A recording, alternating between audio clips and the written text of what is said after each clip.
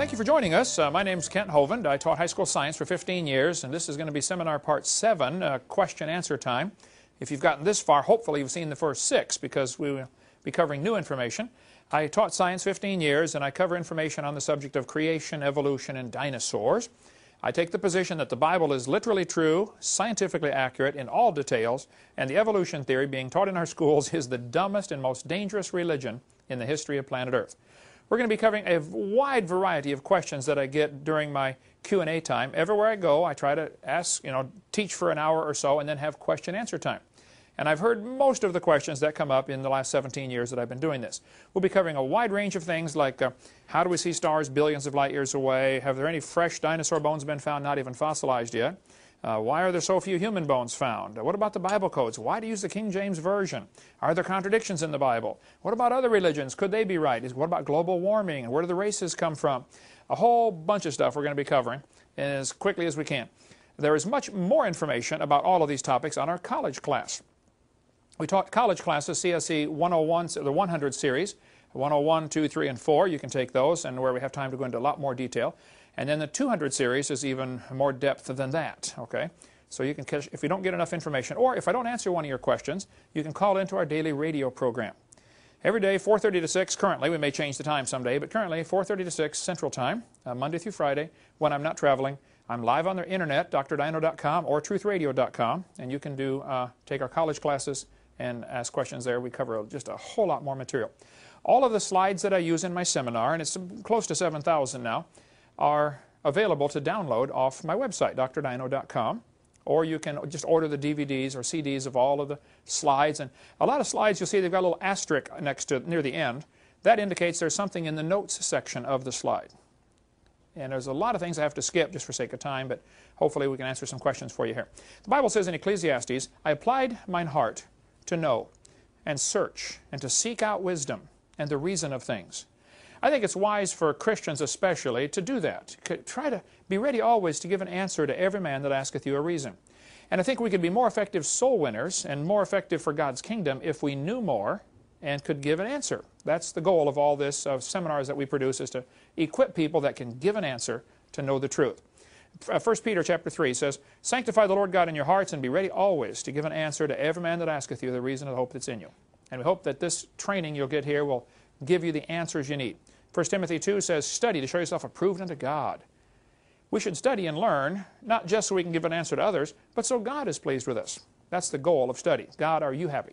One of the questions I often get as I speak at universities is, hey, Hovind, are you the only one that believes in creation? Don't all scientists believe in evolution? Absolutely not. I don't know how that question even comes up.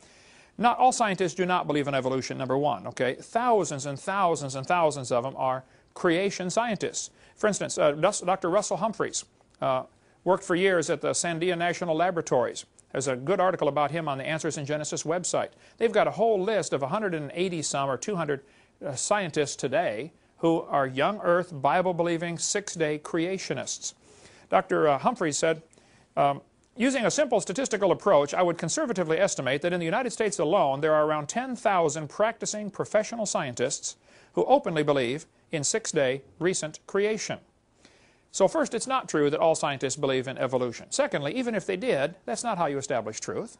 It doesn't matter what the majority believe. The majority has a long history of being wrong, okay? They used to teach, all the planets go around the Earth. The majority was wrong, okay? Though, believe it or not, there still are some scientists who are geocentrists, who teach the Earth is in the center. And everything goes around the Earth. And I've got the books in the library. You can read those if you want to take that. I've looked at the subject. I can't buy it yet. I think they're wrong. I think the sun is in the center. There was a time when they used to teach that big rocks fall faster than little rocks. That was taught for 2,000 years, and it's wrong. So the majority can be wrong. They used to teach the doctrine of humors. If you're sick, you have bad blood. Take out your blood and you get better. That's how George Washington died. They were wrong. And in that case, they were dead wrong. Okay. In John chapter 7, many of the people, therefore, when they heard this, said, of a truth, this is the prophet. Others said, this is the Christ. But some said, shall Christ come out of Galilee? Hath not the Scripture said that Christ cometh of the seed of David out of the town of Bethlehem? Notice what happened here in John chapter 7. The people were arguing about, was Jesus really the Christ? And some of them said, wait, Christ doesn't come out of Galilee, and Jesus came from Galilee. The problem is they had a misconception. They thought Jesus came from Galilee. Where was Jesus actually born? Bethlehem.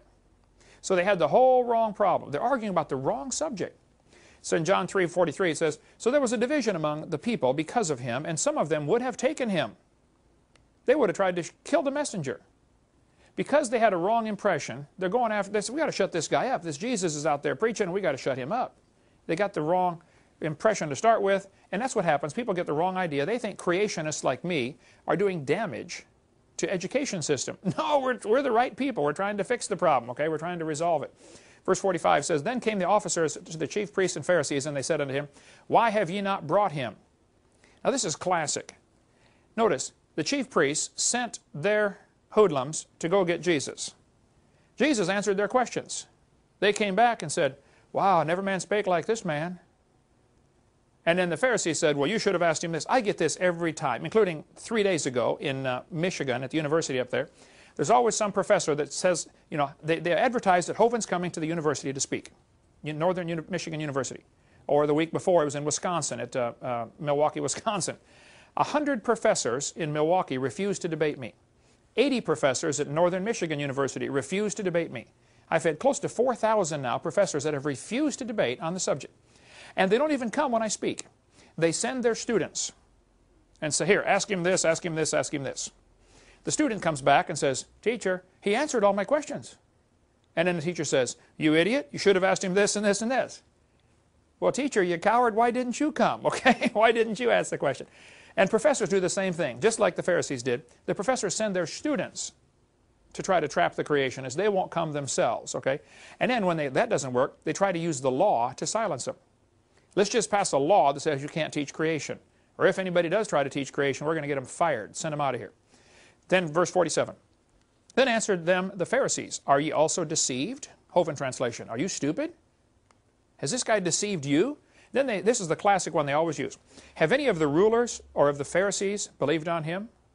Translation. None of the other scientists believe this creation stuff. Therefore, evolution must be true. Now think about that logic.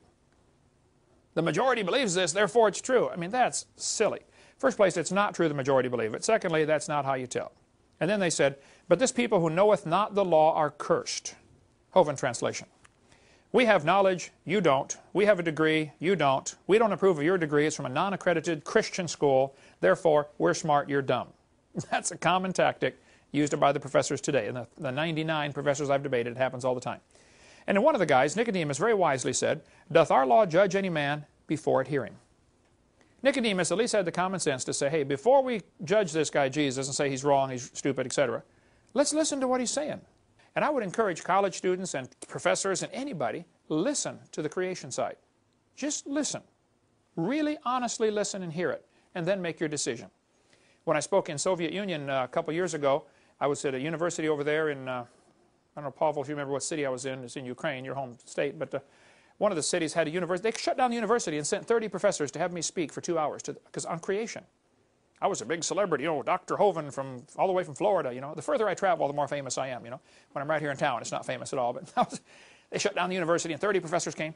After about an hour of speaking on creation, one of the professors was crying. And I asked the translator, this girl named Olga, I said, "What's he crying about?" And she said, he's never heard the creation story. He didn't know there was one. And I think there's a lot of people in America, a lot of students that I see in America have never really honestly heard the creation story. So if somebody says everybody else believes in evolution, therefore you should too, number one, that's not a good argument. And it's not true, okay? And listen to the creation side. Understand it. Because when I get done talking, a lot of times, like in the airplane, I sat by somebody who believed in evolution just last week. I said, well, let me just explain the creation side. It took 3 minutes, explained the creation view very simply. And they said, wow, that makes a lot of sense. Well, yeah. Just listen, okay, to what they got to say. Okay. They started with the false assumption that Jesus was from Galilee. He wasn't, okay. He was actually born in Bethlehem.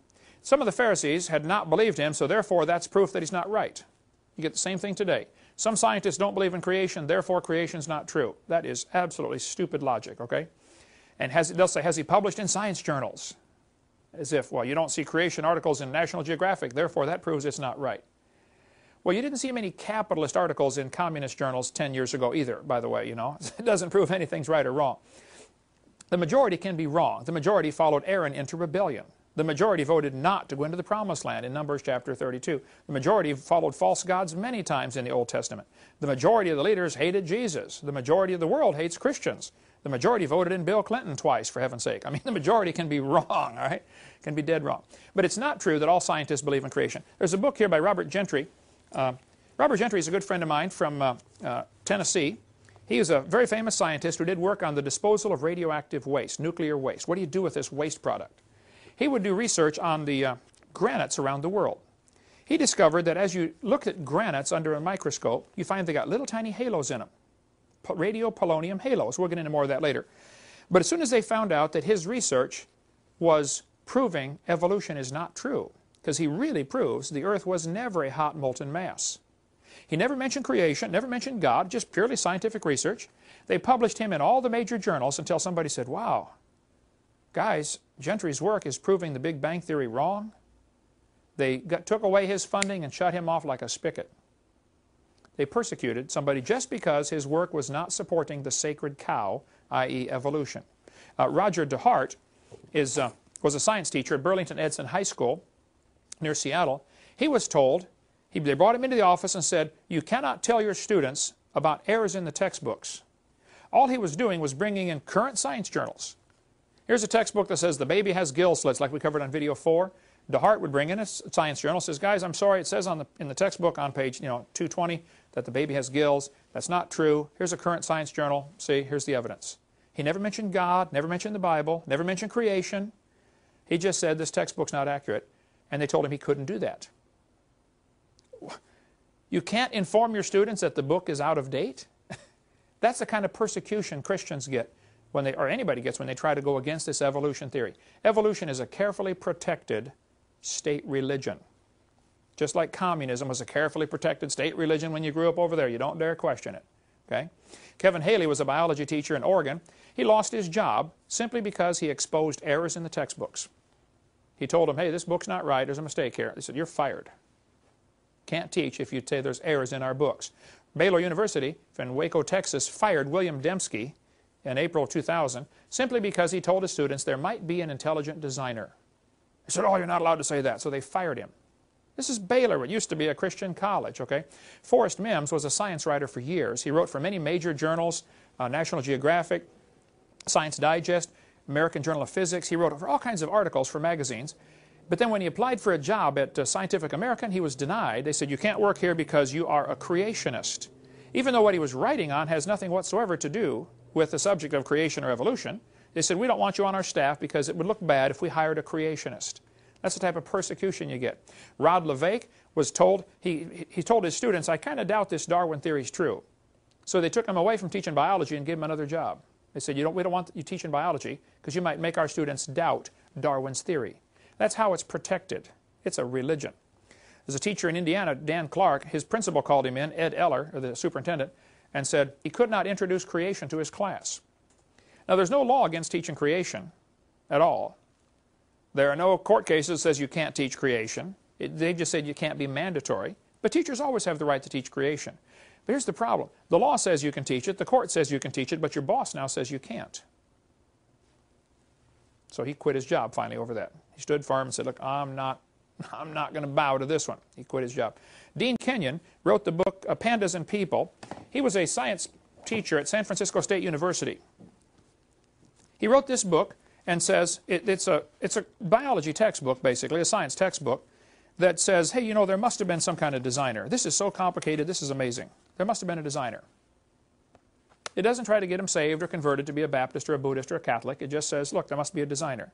He was a tenured biology professor, San Francisco State University. He had written all kinds of books about evolution when he believed in it. Then he got converted and said, you know, I really doubt that theory is true. It doesn't work. And so they fired him. But he was tenured, so he sued them and got his job back, and they put him in as a lab assistant washing test tubes, stuff that, you know, the students do. He had to sue him again to get his real job back. Just because he said, I think there might be a creator to this universe. That's the type of persecution you get. When I spoke in Lubbock, Texas several years ago, they had a professor there named Dr. Dini, D-I-N-I, who teaches biology. He told his students, if you don't believe in evolution, don't come ask me for a recommendation to go off to medical school, because I won't give you one. He said, it was on his website for years. He said, if you don't believe in evolution, you'll never get a recommendation from me. Well, when I went to speak there in Lubbock, Texas, the students offered Dr. Denny $1,000 if he would debate me for 2 hours, and he refused. $1,000 for 2 hours. That's pretty good money, Leah. How'd you like to make $1,000 for 2 hours? I mean, he said no, he won't do it. This persecution that happens against Christians and against creationists in the secular school system is mind-boggling. What are they afraid of?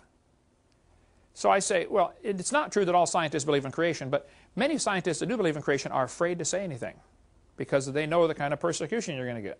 How many teachers were there in Ukraine that did not believe in communism but didn't dare say anything about it? You know, anybody, even if you don't even smile right at Stalin, he'd kill you. You know, you'd end up in the gulag someplace. That's the kind of thing that's happened in America, believe it or not. If a person doesn't support the evolution theory vocally and actively, they'll be banished to academic Siberia. They lose their grant money, they will lose their job. You know, it's sad. And Patrick Henry College was told back in November of 2002, I believe, that they weren't going to get accreditation because they didn't teach enough evolution in their college. There's an article in Agape Press here. A university professor said she was asked to resign for introducing elite students to flaws in Darwinian thought at the Mississippi University for Women. I spoke just north of there a few weeks after this happened. I talked to some of the people involved. This lady was told she had to resign her job because she was her teaching might make students doubt Darwinism. What are they going to school for? An education or indoctrination? Yeah, you're going to get an education, I thought. And it used to be that way, but it's just not anymore. It's pretty sad. And this lady said that this professor that wanted to fire her hadn't even heard her speech. But she was, you know, raising doubts about Darwinism. All kinds of scientists down through history, I mean like thousands of them, all the branches of science were started by creationists. There's a list, there's a good list on Answers in Genesis. Just go to answersingenesis.org website and type in scientists who believe creation. And it'll bring up all kinds of articles, and you can read about all these scientists down through history who have been creationists. Very famous scientists. I've often asked evolutionists, I say, guys, can you name me one advancement in modern science we've had because of the evolution theory? Is that why we have computers? Is that why we have, you know, telephones, radios? Is that why we went to the moon?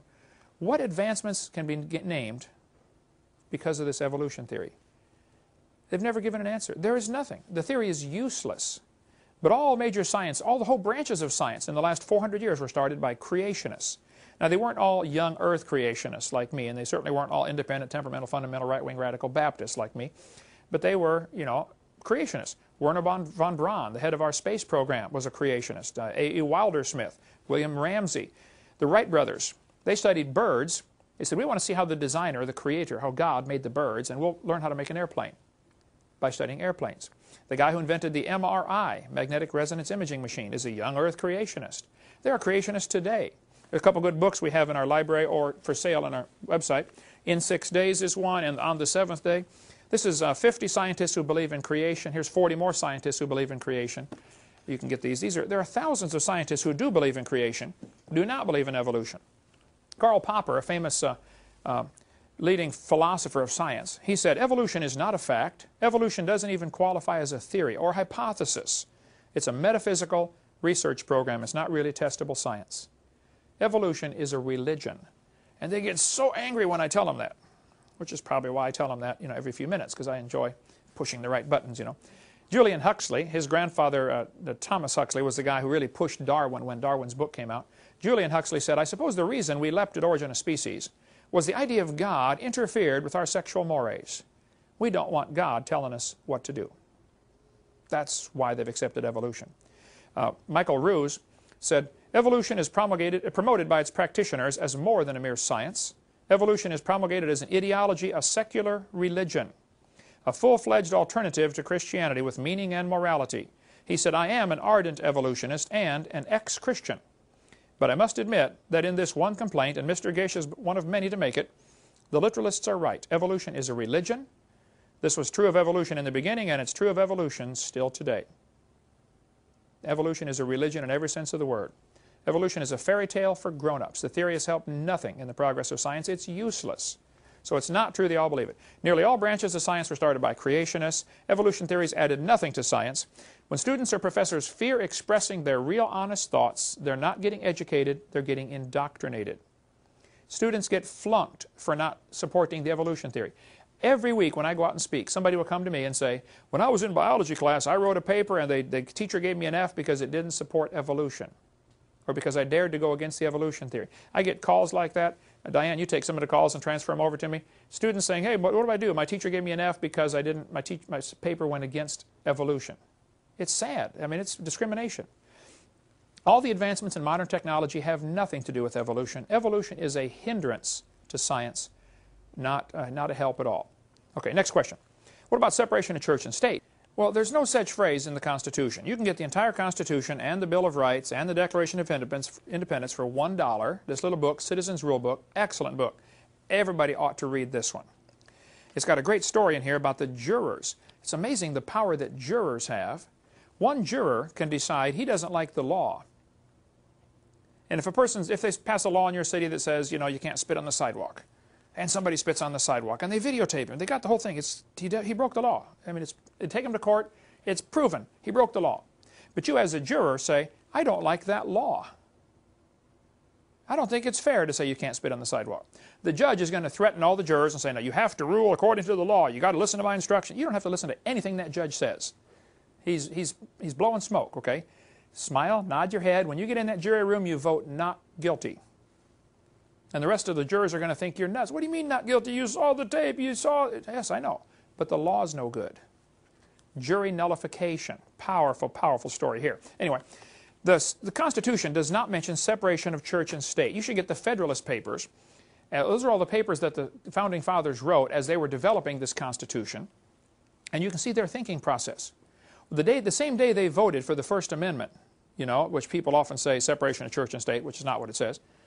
It says the government shall not make a religion or prohibit the free exercise thereof. But that same day, Congress voted to send $25,000 to help a Catholic missionary start a mission to help the Indians in St. Louis. They were not trying to separate church from state. They wanted to keep the state out of the church, but not keep the church out of the government.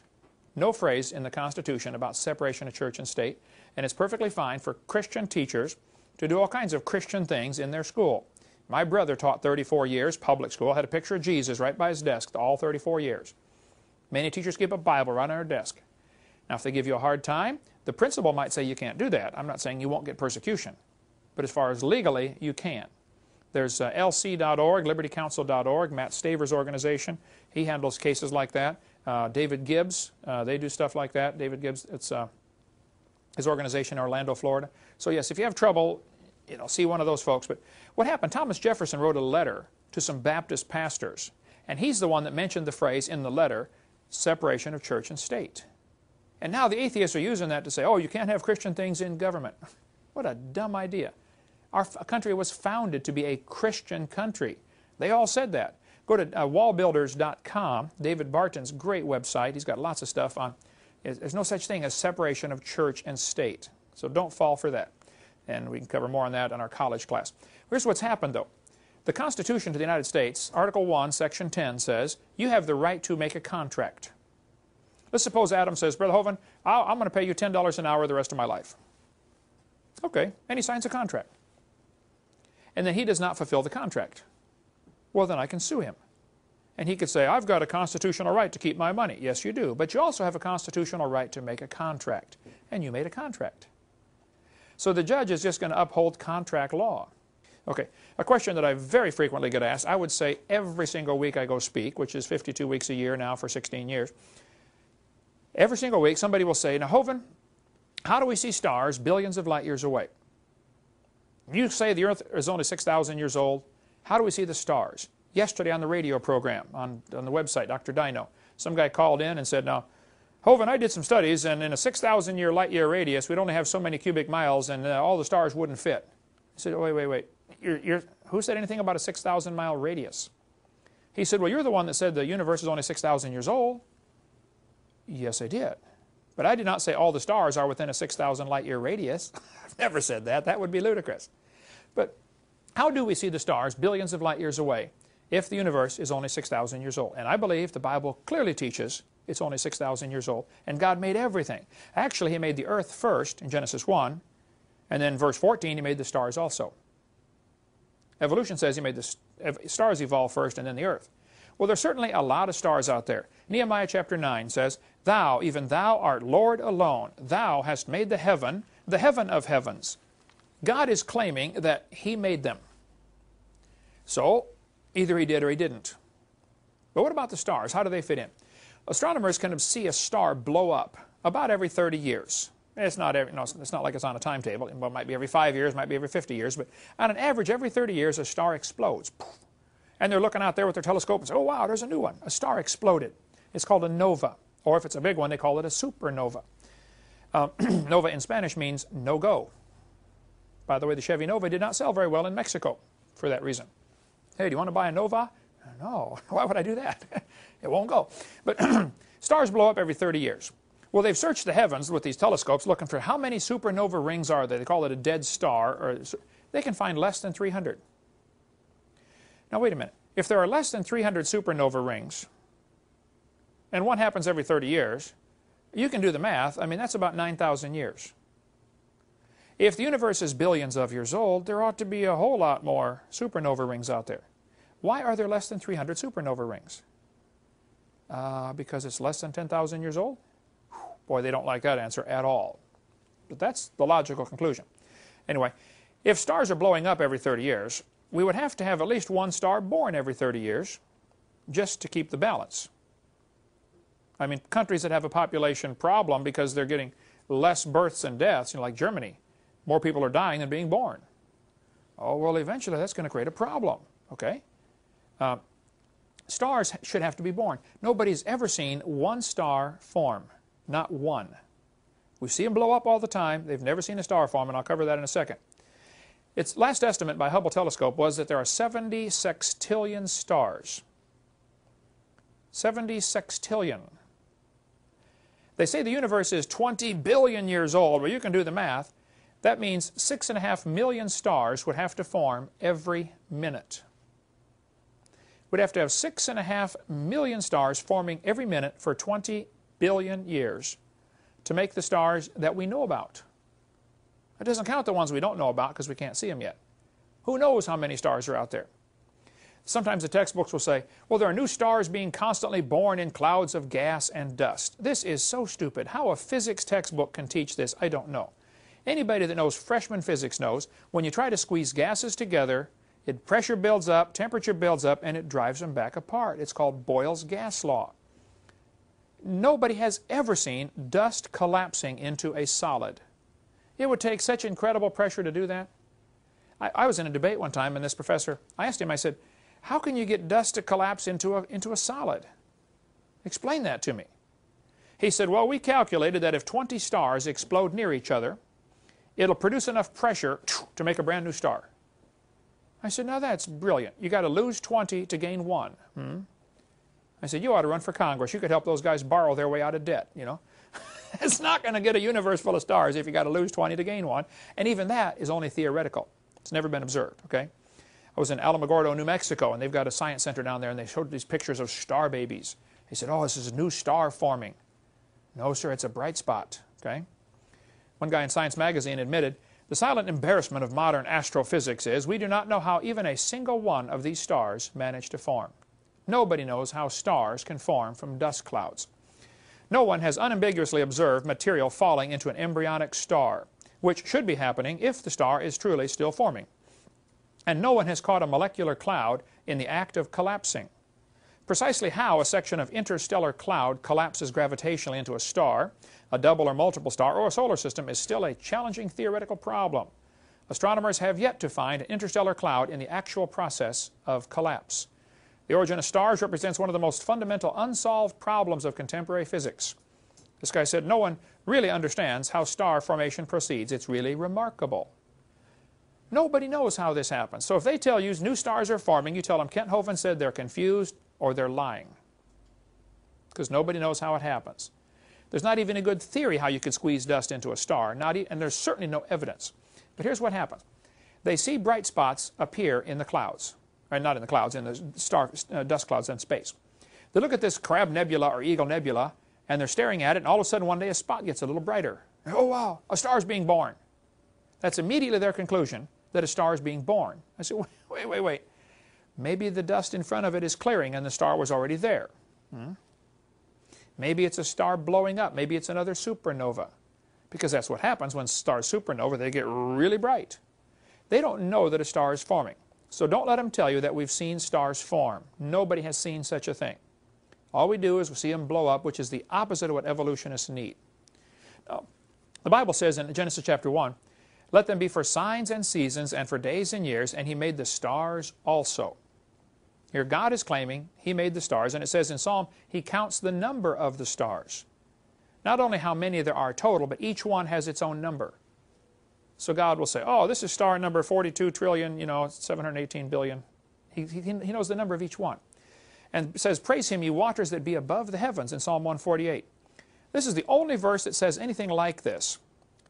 Waters that be above the heavens. Now in Genesis 1, it talks about verse 6 and 7, water that be above the heavens. I believe when God first made the world, it was very, very different than what we see. Mostly land, instead of the huge oceans that we now have. Most of that water was in the crust of the earth. We covered that in video 2. But there was earth and there was heaven, singular. King James is the only Bible I'm aware of that gets it right in Genesis 1:1, where it says, in the beginning God created the heaven and the earth. All the rest of them say heavens. Okay, that's a mistake. There was heaven, which means expanded place. There was earth, and then from here on out. Then He divides it up into 3 slices. First heaven, second heaven, third heaven. The first heaven is where the birds fly. Genesis 1 talks about that, verse 20 and 21. Then there was water above the firmament. Now some creationists do not believe in the canopy theory. I understand. I've read their stuff. I think they're wrong. I still believe, and some accuse me, well, you don't agree with us, therefore, you're not a good creation scientist. To keep up on your research. I keep very much up on the research, and I disagree. It's not that I haven't read it, it's that I have read it and disagree. Okay? But I believe there was a layer of air for Adam to breathe, layer of water above to protect him, and then a layer of stars, and then more water. The only verse I have to back it up is right here, Psalm 148. Praise Him, ye waters that be above the heavens. That's present tense. Is there still water above the heavens? Psalm 104 says, who layeth the beams of His chambers in the waters, who maketh the clouds His chariot, who walketh upon the wings of the wind. Could it be that there is another layer of water beyond all of outer space? Maybe everything that we see as this universe, which looks like huge, maybe everything we see is inside water, a crystal, and God is outside of that, the third heaven, 2 Corinthians chapter 12. Could there be a third layer where God lives? Of course, God doesn't need a place to live. He just is, Psalm 29 says, the voice of the Lord is upon the waters. The Lord is upon many waters. Maybe everything that we see when we step out at night and say, wow, look at all these stars. Maybe the whole thing's a little snow globe on God's dresser. That He picks up and shakes once in a while. How you doing in there? I don't know. I like to think that way. But the Psalm 148, the waters that be above the heavens, people have often asked, hey, where's the last star? And once we find it, what's on the other side? I don't know the answers to those, but just a possibility is that there, according to the Bible, may still be water above the heavens. But there's a lot of stars out there. Hubble estimate was 11 trillion stars per person. That is 76 trillion divided by 6 billion people. Every one of you gets 11 trillion stars. What happened, they told the Hubble telescope to focus in on a dot. They found a dot above the Big Dipper. You can see the picture of it there. It is about the size of a grain of sand, held at arm's length. And it was black. They said, we don't think there's any stars there. Let's focus in on that spot and see what we can find. They took pictures for 10 days straight, focusing in on that dot. After 10 days, there were more stars in that dot than they could count. These were brand new stars, never been seen before. Called it deep field, Hubble Deep Field. Looking up there saying, man, that's stuff we didn't know about. Assumption would be that it's that way all through space. Truly, the stars cannot be numbered, which is what the Bible says. They cannot be numbered. But how do you tell the distance to the stars, and how can the earth be 6,000 years old and the stars be so far away? Fair question. Stephen Hawking said, stars are so far away, they appear to be just pinpoints of light. We cannot see their size or shape, How do we tell different types of stars apart? For the vast majority, there's only one thing we can see, and that is the color of their light. If you get the biggest telescope on Earth, this is not it, by the way, spotting scope, but if you get the largest telescope on Earth and look at the closest star, which is Alpha Centauri, 4.5 light years away, all you're going to see is a dot. If I focus this in on the sun, it'll start to get, bigger and bigger, and you can actually see flames leaping off and see the spicules, and you can see color changes, and you can actually see features of the sun. When you look at a star, you never get to see that. Nobody has ever seen a star as far as any of the features of it. You get the biggest telescope on Earth, it's going to be nothing but a dot in your scope. All you can tell is, I say, that's a red one, that's a yellow one, that's a blue one. That's all you can see. So anything we do, we have to do based on assumptions just from the color. But how do you tell the distance to the star? Well, I taught high school trig for years, and if you guys had trig, you know how it works. If you have 2 observation points, you can calculate the third distance. You have to know it. It's solving a triangle. Trigonometry deals with triangles, so you sine, cosine, tangent. If you know one distance and 2 angles, or two distances and 1 angle, you can calculate the rest of the triangle using sine, cosine, tangent. Here's the problem. Earth is only 8,000 miles in diameter, which compared to star distance is 0. It's nothing. So if I'm looking at a star and somebody over in China is looking at a star, we are 8,000 miles away from each other, straight line through the Earth. That would be nothing. What they've done to enlarge the distance to look at a star, instead of just being opposite sides of the Earth is also going around the sun in this great big huge circle. We're going 66,000 miles an hour, and it takes us a year to go around. It's a great big racetrack. Well, the distance from the Earth to the sun is about 93 million miles, average. And that's a lot, but at the speed of light, it's not much. At the speed of light, it's 8 minutes away. It takes the sunlight 8 minutes to get to the Earth. So if we're 8 light minutes from the sun, the diameter of our orbit going around is 16 light minutes. So what we're going to do is we're going to look at a star in January, and then we're going to look at the star in June, and we have now gone halfway around this monster circle. And we're going to get 2 observation points to try to enlarge the base of our triangle. And it sounds huge. Man, that's 186 million miles. Well, it's still not much.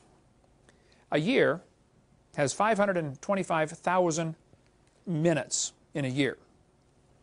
If this picture here showing the little yellow dot was the scale, if that yellow dot represented Earth's orbit, not the Earth's diameter, the orbit of the Earth, it's way too big for the picture. What we're going to do is try to show you the math involved here. If I had 2 surveyors setting up with their transits or telescopes, and they are 16 inches away from each other, and they're both looking at a dot 525,000 inches away, which is 8 1/3 miles. Would you agree that would make a rather skinny triangle? Let's go out in the parking lot and draw a triangle with point A and point B 16 inches apart, and point C 8 1/3 miles away. It's going to make a real skinny triangle. That is exactly the triangle you get when 2 people on opposite sides of Earth's orbit try to measure 1 light year. 1. Now, and I'm not sure you can tell exactly where you were 6 months ago. I think that would be a little stretch of the imagination to say, oh yeah, 6 months ago in January we were, where were we? I'll give them that. I won't even argue that. I just would bring that up, for appeal, Your Honor, in case we need to. You can't know exactly where you were 6 months ago. But the angle you get with that is 0.017 degrees. Now let's imagine this. I want you to get 2 guys to set up their surveying transits. They're 16 inches apart, and I'm going to go put a dot 8 1/3 miles away, but they don't know how far away it is. They're both focusing in on the dot, and they see this dot out there. Here's the only information they have. The measurement between themselves, 16 inches, and the angle out of parallel.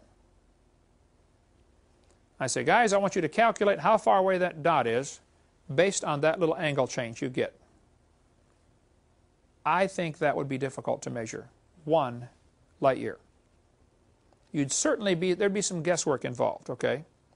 Now, if you want to measure 100 light years, you got a much worse problem. Now you got to move your dot 830 miles away.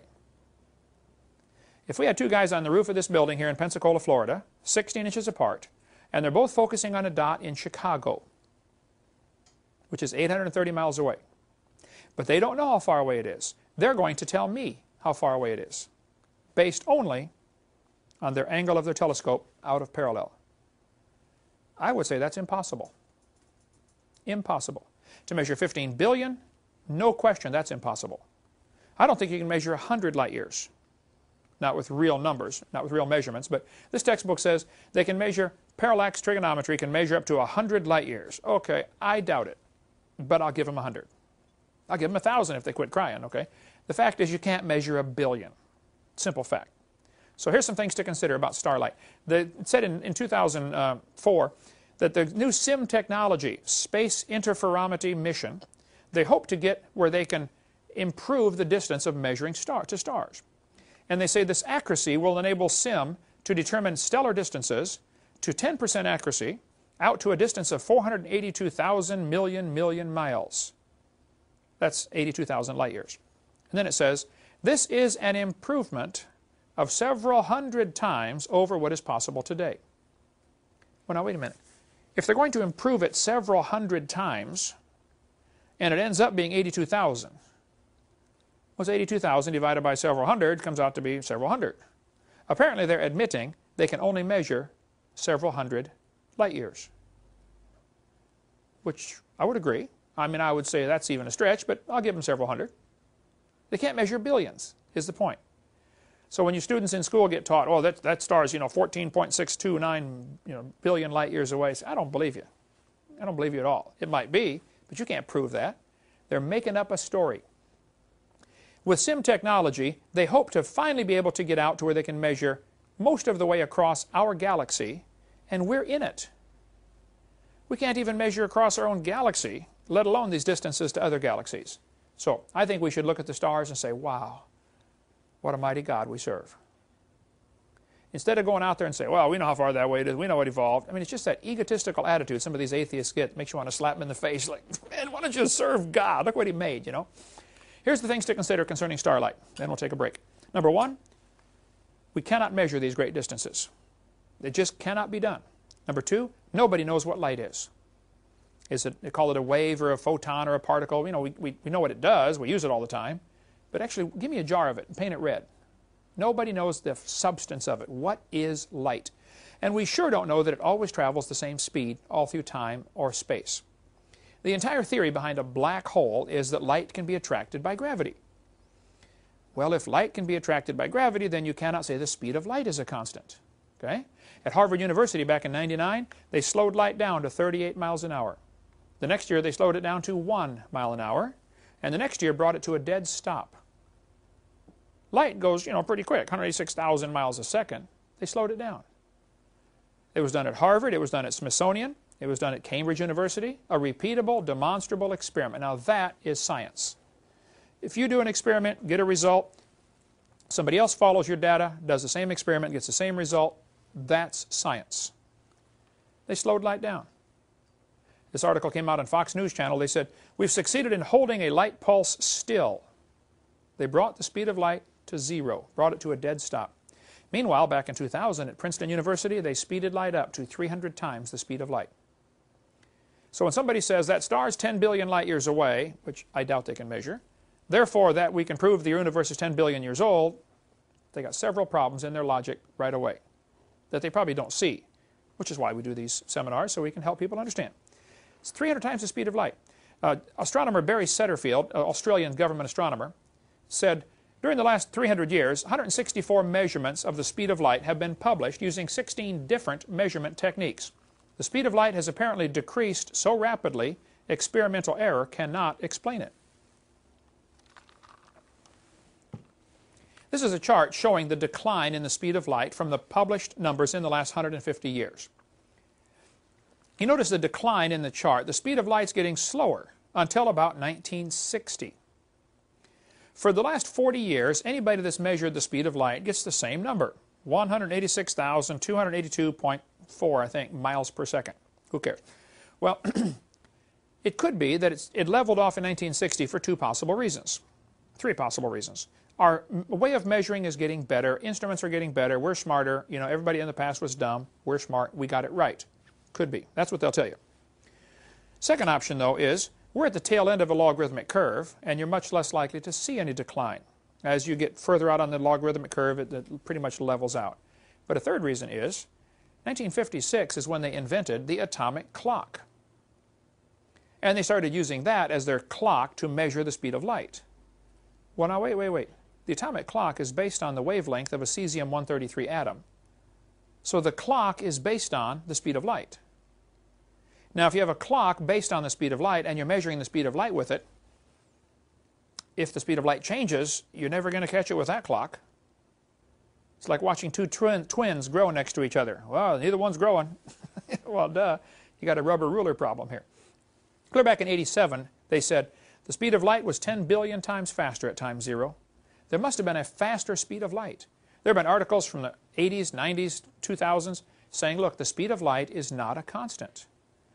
They said no physical law prevents anything from exceeding the speed of light. In 2 published experiments, the speed of light was apparently exceeded by as much as a factor of 100. The Big Bang Theory requires a much faster speed of light. Dr. Magluocchio, however you pronounce his name here, I got his book on the table. He says, the shocking possibility is the speed of light might change in time during the life of the universe. Could it be the speed of light was faster? Here's an article in the newspaper said, speed of light may have changed over history, study says. Winnipeg Free Press, nothing's reliable, not even the speed of light. We have shown that a time-varying speed of light could provide a resolution to well-known cosmological puzzles. One of the mysteries of a decaying speed of light seems to be able to explain why opposite extremes of the cosmos that are too far apart to have been in contact with each other appear to obey the same rules of physics, and even about the same temperatures. It would only be possible for light to cross from one side to the other if it traveled much faster than today, moments after the universe was created. Is the speed of light really a constant? There are articles here in Reuters News Service, the speed of light may not be a constant. I have dozens of articles like this in the last 15 years, and this will be much more detail in our college class about the speed of light. So don't let somebody tell you the speed of light is a constant. We don't know that. Big article came out in Discover magazine, says, was Einstein wrong about the speed of light back in 2000? He said, yeah, Einstein was wrong. The speed of light is not a constant. There's the book by the Italian scientist, I'm assuming he's Italian. It says, look, the speed of light is not a constant. And there have been many articles published about this. You can read them for yourself. I'll flash through them quickly here and you can get the details. So the third thing to consider, the creation was finished when God made it. Not only can we not measure those distances, not only is the speed of light not necessarily a constant, the creation was done. See, Jesus made wine out of grapes that never existed. He missed all that time. Instead of going from the water in the ground, through the plant, into the grape, squeeze it, make the wine, now drink it, no, Jesus turned the water straight to wine. What happened to all the intermediate steps? God can bypass all that. He doesn't need any of that. Okay? I ask people the question, how old was Adam on day 6? Anybody know? How old was Adam on day 6? 0. Did he look 0? No. He looked 52. 53 next month. But he looked perfect top, physical condition. God didn't make 2 babies and put them in the Garden of Eden and hand them a package of seeds and say, here, plant these quick. You're going to need supper. It has to be a full-grown man, full-grown woman, full-grown garden. They got to have supper like tonight, Better be something hanging on the tree ready to eat. Even if you plant a tree, you're going to take 4 or 5 years to get fruit off it. So the creation had to be mature. A fourth thing to consider about the speed of light question. A light year is a distance. It's not a time. It's a distance. And since the speed of light is not proven to be consistent, why would star distance have anything to do with the age of the universe? Now, I am not saying, and have never said, all of the stars are inside of a 6,000-mile radius of the Earth. That is not what I say. I don't know any creationist that teaches that. So when they say that, they're setting up a straw man, knocking it down. They're lying, basically. The stars probably are billions of light years away. They probably are. We just can't measure them, that's all. I like this article in the Discover. It said, how do scientists measure the age of stars? They said, well, we can find the absolute ages by comparing a star's color and brightness with those in stellar evolution models. What? We can tell how old it is by how old we think it is. That's exactly what they're saying right there. That's dumb, okay? Now, I think everybody's asking the totally wrong question. Everybody's saying, how did the light get from the star to the earth? They're asking the wrong question. 17 times in the Bible, it says God stretched out the heavens. Well, if He stretched out the heavens, they're asking the wrong question. It's not how did the light get from the star to here, but how did the star get from here to there? That's the question we need to be asking. The Bible says pretty clearly God made the earth first, and then He made the stars also. And He stretched, suppose He made the earth, and then He stretched out the stars from here. Adam would see the stars on day 6, and day 7, and day 8. As the star is being stretched out into place, it's going to leave behind a trail of light. So the stars could be billions of light years away today, and still have been created in the 6 days, 6,000 years ago. Russell Humphreys has a book which I read, and I just have to say, I didn't understand it, all of it. He's really, really smart, but it's a good one on starlight and time if you want to get more on that. I don't know that I agree with his premise. I think he starts with the assumption the speed of light is a constant. Now, how do we explain that? And they get into this warped space and bent space stuff. I think it's much simpler. The speed of light's not a constant, and God made things and stretched them out into place. So, if that stretching took place, maybe that explains why we have a red shift. And we'll cover the red shift question in just a minute after the break.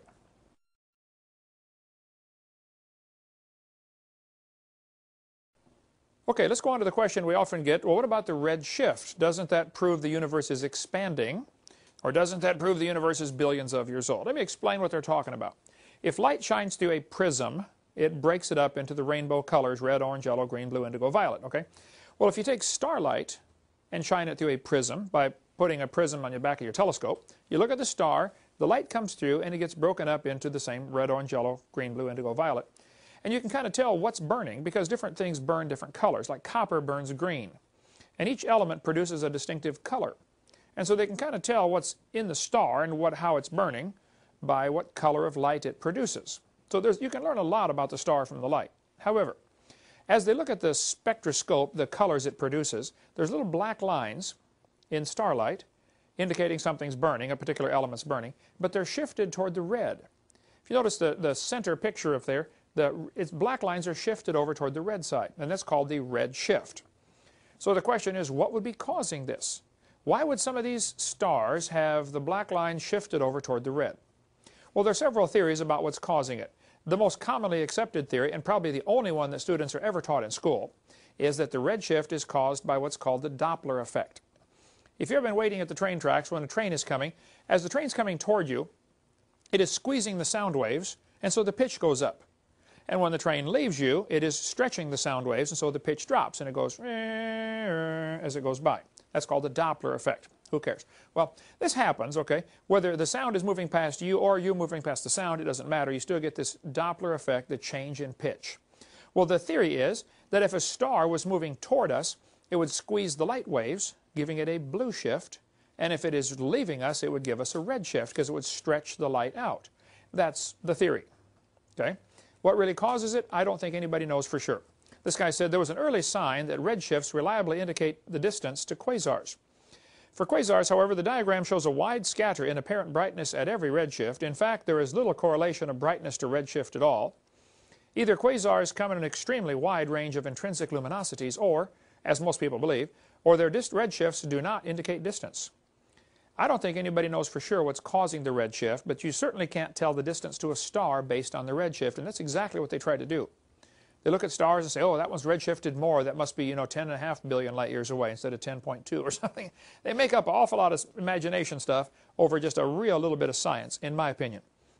This fellow said in Sky and Telescope magazine, thus, for us, the only conclusion that can be drawn is that at least some quasars are relatively nearby, and a large fraction of their redshift is due to something other than expansion of the universe. Basically, he's saying, we're not sure exactly what's causing the redshift. It might be that they're nearby.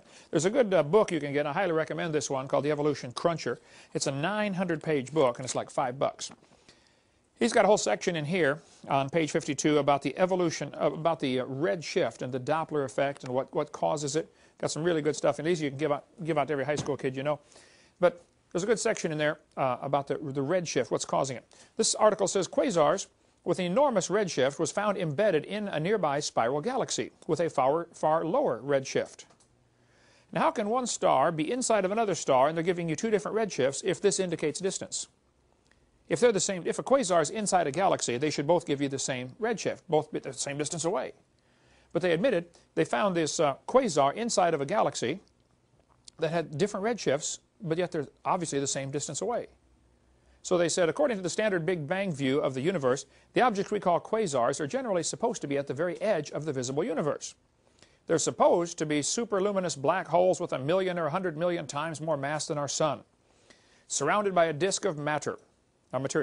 Some of the material falls into the black hole, causing the emission of huge amounts of energy. There's a big article when they discovered this discovery poses cosmic puzzle. Can a distant quasar live within a nearby galaxy? This really created a problem. How on earth can we have these two objects that are different distances at the same location? Well, it's not a problem if you realize that you can't trust the redshift to measure the distance. But they're so anxious to say the universe is billions of light years across, and it probably is, and then use that as evidence to say, therefore, it's billions of years old. And that's why this all becomes a problem for them. If they would just accept the Bible, it wouldn't be a problem at all. This article said, quasar with enormous redshift found embedded in nearby spiral galaxy with far lower redshift. Unsolvable riddle for Big Bang astronomy. I agree. If you believe the Big Bang theory, that is an unsolvable problem. Science News ran an article that said, another set of observations indicates that the universe appears to be 8.4 to 10.6 billion years old. The new work relied on Hubble Space Telescope to obtain distance to faraway galaxies. The team led by Tanver, the University of Cambridge in England, used a two-step method to estimate the Hubble constant. Now stop and think about that. How many of you have had algebra before? You had algebra? You have variables in your equation, okay? Well, if a variable times a constant, if one constant changes, that's going to change your whole answer. So most of this distance stuff they're doing with stars is based on what they call the Hubble constant. But they don't even know what that is. The Hubble constant is estimated. Well, that's going to radically affect your outcome of your equation.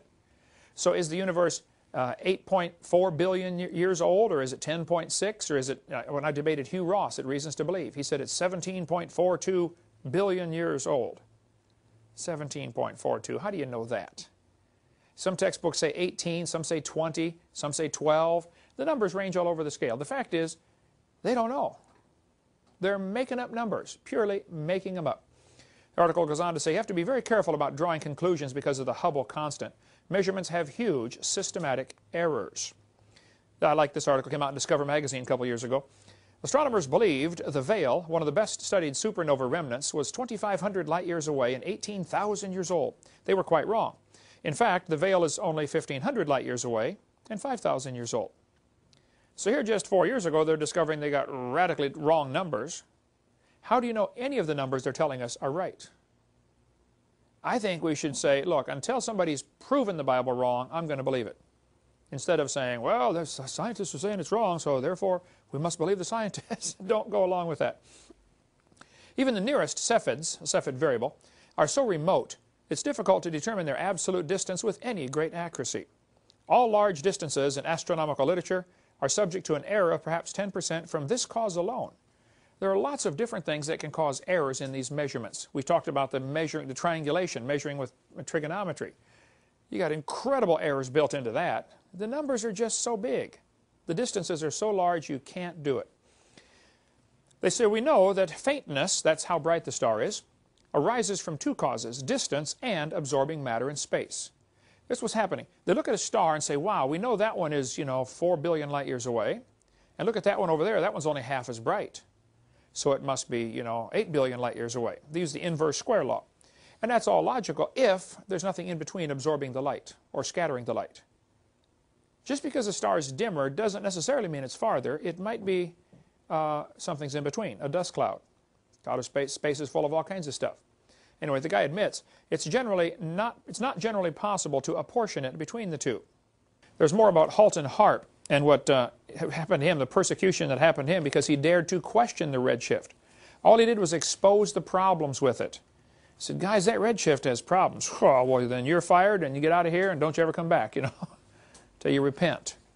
Because you just don't question some things. They're sacred. The Bible says in the book of Isaiah chapter 42 that God stretched out the heavens. Isaiah 45, He stretched out the heavens. Jeremiah, He stretched out the heavens. 17 times in the Bible it says God stretched out the heavens. Now what does that mean? Well, I would guess it means He stretched out the heavens. Okay? I don't know that anybody knows, but here's a couple of options of what may be causing this redshift. Keep in mind, the redshift is probably the only bit of scientific data that is used to support the Big Bang Theory. They look at the stars and say, wow, redshift, redshift, redshift, all these stars are moving away. What does that mean? Oh, that means they used to be all in one spot. So the evidence for the Big Bang is the redshift. And the Big Bang's got to be one of the dumbest theories in the history of humanity. Here's some things that might be causing the redshift. It could be the stretching from the creation. If the stars are moving away because they're being stretched out or were stretched out, that would cause a redshift. It could be the light's getting tired. I get tired. I don't know if light does or not. We know that light going through a prism bends because different wavelengths are different energy levels. That's why it makes the rainbow. Okay? Maybe it's just the effects of traveling through space. Is space really nothing? Or is there something in space? Is light going through anything when it goes through space? I don't know. That's just one thought. Maybe it is the Doppler effect. Could be. Maybe it's light being slowed down or speeded up by a black hole. Robert Gentry's got a great article in his website, halos.com.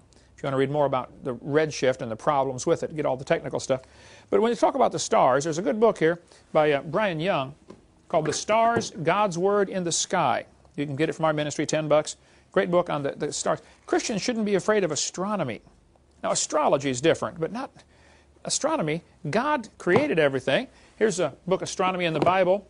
I don't know if this one's available from our website or not, but we can get it. Donald DeYoung. It is, Jonathan? Yeah, it's on our website. Awesome book, Astronomy and the Bible, if you want to read more. Because I think we should study astronomy, study what God has made. This book is a little controversial. D. James Kennedy, Coral Ridge Ministries, Coral Ridge Presbyterian Church in Fort Lauderdale, Florida. He says the real meaning of the zodiac, he goes through the 12 zodiac symbols and says probably these originally had a gospel story to them, which has now been perverted into the horoscope. So get coralridge.org if you want to get the book. It's like $6 or $8. But the Bible does talk about the constellations. It talks about Pleiades and Orion in the book of Job chapter 38, or Mazzaroth and Arcturus in Job 38. There are constellations mentioned in the Bible. Now what does this mean? Well, I don't know, and I don't know anybody who knows for sure, but here's what some Christians think. That when God originally made the world, Adam did not have a Bible. It hadn't been written yet. So God gave Adam the gospel story in the stars. The 12 different constellations told the story of the redemption, the coming of Christ, and maybe the Sphinx was built. This is one theory. The Sphinx by the pyramid, you know, in Egypt, they say, well, the Sphinx was built to tell us how to read the zodiac because it starts with the face of a woman and ends with the body of a lion. So you start reading the zodiac. Instead of starting in January like we do, you start with Virgo the Virgin, and you go through the 12 constellations and end with Leo the Lion. I don't know. I know that today the horoscope's all perverted, and Satan always takes what God does and twists it and perverts it and changes it. But if you want to study that, that's fine. There appears to be something to that, though, that maybe there really is something to this gospel in the stars. And Carl Baugh's got a good theory that each of the constellations is producing different radio waves. Stars produce radio waves. He thinks the canopy of ice that used to be above the earth could actually change those radio frequencies into audible waves, like a crystal radio does. It would actually vibrate. And Adam and Eve would be able to hear the music of the stars mentioned in Job chapter 38. Whether that's true or not, I don't know, but it sure preaches good. That the whole gospel story was being sung to them continually as they traveled around every year. Who knows? Anyway, second question. Is the sun shrinking? There has been some controversy among creationist groups in the last 10 years over this question. The sun is shrinking. There's not much question about that. But does that prove it's not billions of years old? Well, I think so. The sun is burning, obviously. You can step outside and look at it. It's losing about 5 million tons every second. Quite a weight loss program. Well, that means, of course, it used to be bigger. You don't need to be too much of a genius to figure that out. Bulletin of American Astronomical Society ran an article back in '79, which some people have argued about the legitimacy of this, but they said, since 1836, more than 100 different observers at the Royal Greenwich Observatory, that's in England, and the U.S. Naval Observatory have made direct visual measurements that suggest the sun's diameter is shrinking at a rate of 0.1% each century, or about 5 feet an hour. Let's assume that is correct for the moment. If the sun is burning and it's losing 5 feet an hour, that would be the diameter. So the radius would only be 2.5 feet of radius. It's 93 million miles to the Earth. You divide that by 2.5 feet per hour, you're going to find out it cannot possibly be billions of years old. That, of course, would assume several things. Has the rate always been the same? You know, has the rate of burn always been the same, et cetera, et cetera. I know there's a lot of assumptions built in. But I think we could all agree the sun is burning. I think we could all agree it's getting smaller. Several indirect techniques also confirm the sun is shrinking, although these inferred about 1/7 as much from Science magazine. Here's a chart showing the graph of what has been observed, written down. I mean, they look at the sun, they measure the diameter using trigonometry, and it's close enough to work that way, that they measure the numbers and say, wow, the sun's diameter, polar and equatorial, is shrinking. Now, I know the sun oscillates. It swells and contracts and swells. You know, it's burning like a marshmallow, you know. But generally, you can see from the graph, it is losing diameter, losing size. Well, if you go back billions of years, you would assume this would make a problem. If the sun were bigger, it would pretty soon absorb Mercury and then Venus and then Earth. I don't know how far back it could have to go. And I think Christians would be wise to not put a number on it. Don't say, well, you know, 18.6 million years ago this would happen. Because what happens, the atheists then argue about the number and they miss the whole point. They miss the concept. The fact is, guys, it's burning. It used to be bigger. This creates a problem for your theory. The bigger problem, though, than just the size of the sun is the mass. Gravity is directly proportional to how heavy the objects are, the mass of the object. If the sun were more massive, gravity would be stronger, and that's going to start sucking planets in, drawing them out of their orbit. So yes, the sun is shrinking, and I think it creates a problem for those who want to believe the universe is billions of years old. I wouldn't put a number on it, but it certainly makes a problem somewhere. Now, Danny Faulkner, as an astronomer at University in South Carolina, he's a good friend of mine, been down here to do some taping with us when I debated Hugh Ross. He's got a great article, it's kind of long on his website, but he says, The Young Faint Sun Paradox and the Age of the Solar System by Danny Faulkner. You can go to his website and read about that. But he says, because the sun, if you go back in time, would have been dimmer, this creates a problem. How can plants have survived with the changing brightness of the sun also? Evolutionists maintain that life appeared on the Earth about 3.8 billion years ago. Since then, the sun would have brightened 25%. Well, if the sun is 25% brighter now than it was then, how could plants have evolved? It goes through some good legitimate points here. The faint young sun paradox is a problem for those who believe in evolution. He says the logical conclusion he comes to is it's not billions of years old. Of course, the other astronomers say, oh, that's not possible. Of course, it's billions of years old. Of course it is. They don't like that idea. Okay, what about carbon dating? I get asked this question all the time. Jonathan spent $70 to get this book, right? And the new one's out, and it's $80 now? $80. $80, okay.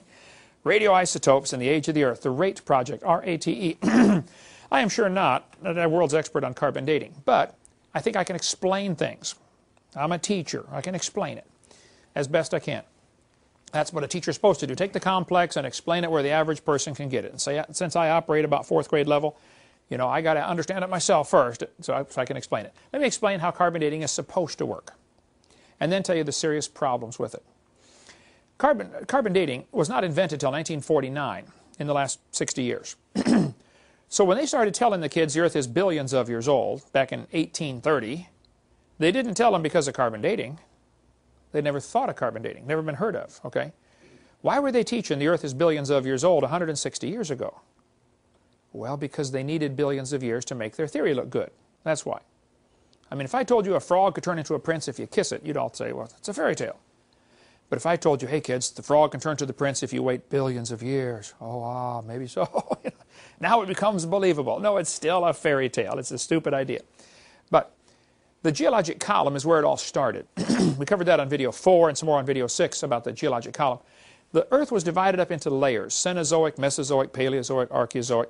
Each layer was assigned a name, an age, and an index fossil. We covered that on video 4.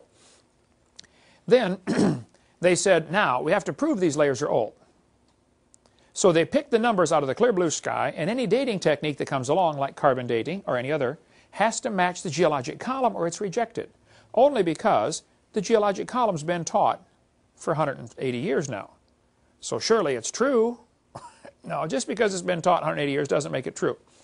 But that's the logic those scientists will have. Well, we know the geologic column is established, therefore any carbon dates we get should match that. If they don't, we'll throw them out, and we'll keep testing till we do. They might have to test a sample 5 or 6 times till they get the number they want. Well, how do you know any of them are right then? If you're getting a different number every time, how would you know any of them are right? Radiometric dating would not have been feasible if the geologic column had not been erected first. Ever since William Smith at the beginning of the 19th century, fossils have been and still are the best and most accurate method of dating and correlating the rocks in which they occur. Apart from very modern examples, which really are archaeology, I can think of no cases of radioactive decay used to date fossils. They don't date fossils by carbon dating, they date them by their geologic position. That's how it's done. But here's what happens. Earth's atmosphere is about 100 miles thick. Space shuttle, in order to get free from friction, has to get up about 100 miles to be able to outside the air. And, you know, straight up, 100 miles is not that far from here to halfway to Tallahassee, you know. But if you go up, look at the atmosphere, it has very distinct layers to it, which is kind of interesting. It has a heat sink where it gets very, very cold, up about 7 or 8 miles up, like 80 or 90 or 100 below zero. But the Earth's atmosphere contains mostly nitrogen, 78% nitrogen, 20%, 21% oxygen, a little bit of CO2, for plants to breathe. Well, these don't breathe it, they're fake, but plants breathe in carbon dioxide. And there's a very tiny little bit of radioactive carbon-14, 0.0000765%. This radioactive carbon-14 is different than regular carbon. It's produced by radiation striking the sun, striking the atmosphere. Sunlight strikes the atmosphere, slaps the nitrogen around, and turns it into carbon-14. So it all starts by the sunlight hitting the atmosphere. Just to give you the procedure here, about 21 pounds of carbon-14 is produced every year, and that is spread out all over the world. If I told you there's 21 pounds of gold, but it's spread out equally all over the world, forget it. I'm not even going to go look for it. Okay? You're not going to find it. Real tiny amounts. If you look at a periodic table, carbon and nitrogen are right next to each other. Nitrogen has an atomic weight of 14. Carbon has an atomic weight of 12. But if the sunlight slaps the nitrogen around, it'll knock a few things off of it, and it becomes carbon-14. So it still weighs as much as the nitrogen, but now it's considered a carbon. It's called radioactive, which does not mean it listens to the radio. It's just, it's unstable, and it's going to break apart. It's like 3 guys dating the same girl. That relationship's not going to last, okay, forever. Something will go wrong, right? Find the one you want, Jonathan, and just marry her and be happy the rest of your life, right? Carbon-14 is unstable. It does not like being carbon-14. It wants to get out of this situation, so it breaks down. About half of it will break down on a statistical average. About half of it is going to fall apart every 5,700 years. Now, it is doing this on a purely random procedure. I mean, you got a pile of molecules. You never know which one's going to fall apart. But statistics tell us about half of them will fall apart every 5,700 years, roughly. Now, while it is carbon-14, it's floating around in the atmosphere, like the rest of the carbon, and it latches onto oxygen, like carbon often does, and becomes carbon dioxide. And they hook up, and they're happily floating around the atmosphere. And the plants are breathing in CO2. Animals come along and eat the plants. So the only way carbon-14 gets into the living world is from the atmosphere. It's produced by the sun, striking the atmosphere. Plants breathe it in. Animals eat the plants. Probably during your lifetime, you've either eaten plants or you've eaten animals that have eaten plants. How many have ever done that before? Like today for lunch, right? Okay. Everything we do is from one of those 2 sources. It's plants or it's animals that ate plants. Well, the plants are absorbing CO2. Some of it is radioactive. So if the atmosphere contains 0.0000765%, it is assumed that the plants also have 0.0000765%. Probably a reasonable assumption, and I don't argue with them. I just point out this is one of dozens of assumptions that can enter in to really mess up things like carbon dating. So probably you have 0.0000765% carbon in you, because you've been eating these plants or you've been eating the animals that have eaten the plants. So probably it's all balanced in nature. When the plant or animal dies, it stops eating, stops taking in more C14. It stops breathing. Okay? Now, whatever it had is going to decay. It was decaying while it was alive, but now there's nothing to replace it. So what they do is they compare the amount of C14 in the fossil with the amount in the atmosphere and say, wow, this fossil's only got half as much. Therefore, it's been dead for one half-life, 5,700 years. Because it continues to decay after it died, but now it can't be replaced. So while it was alive, it should have had about 0.0000765%. If it's only got 0.0003825%, it's been dead for one half-life, or two half-lives, or three half-lives, etc. In theory, it never goes to zero. But for practical purposes, you can't measure beyond a certain amount. You know, you're going to run out of stuff to measure.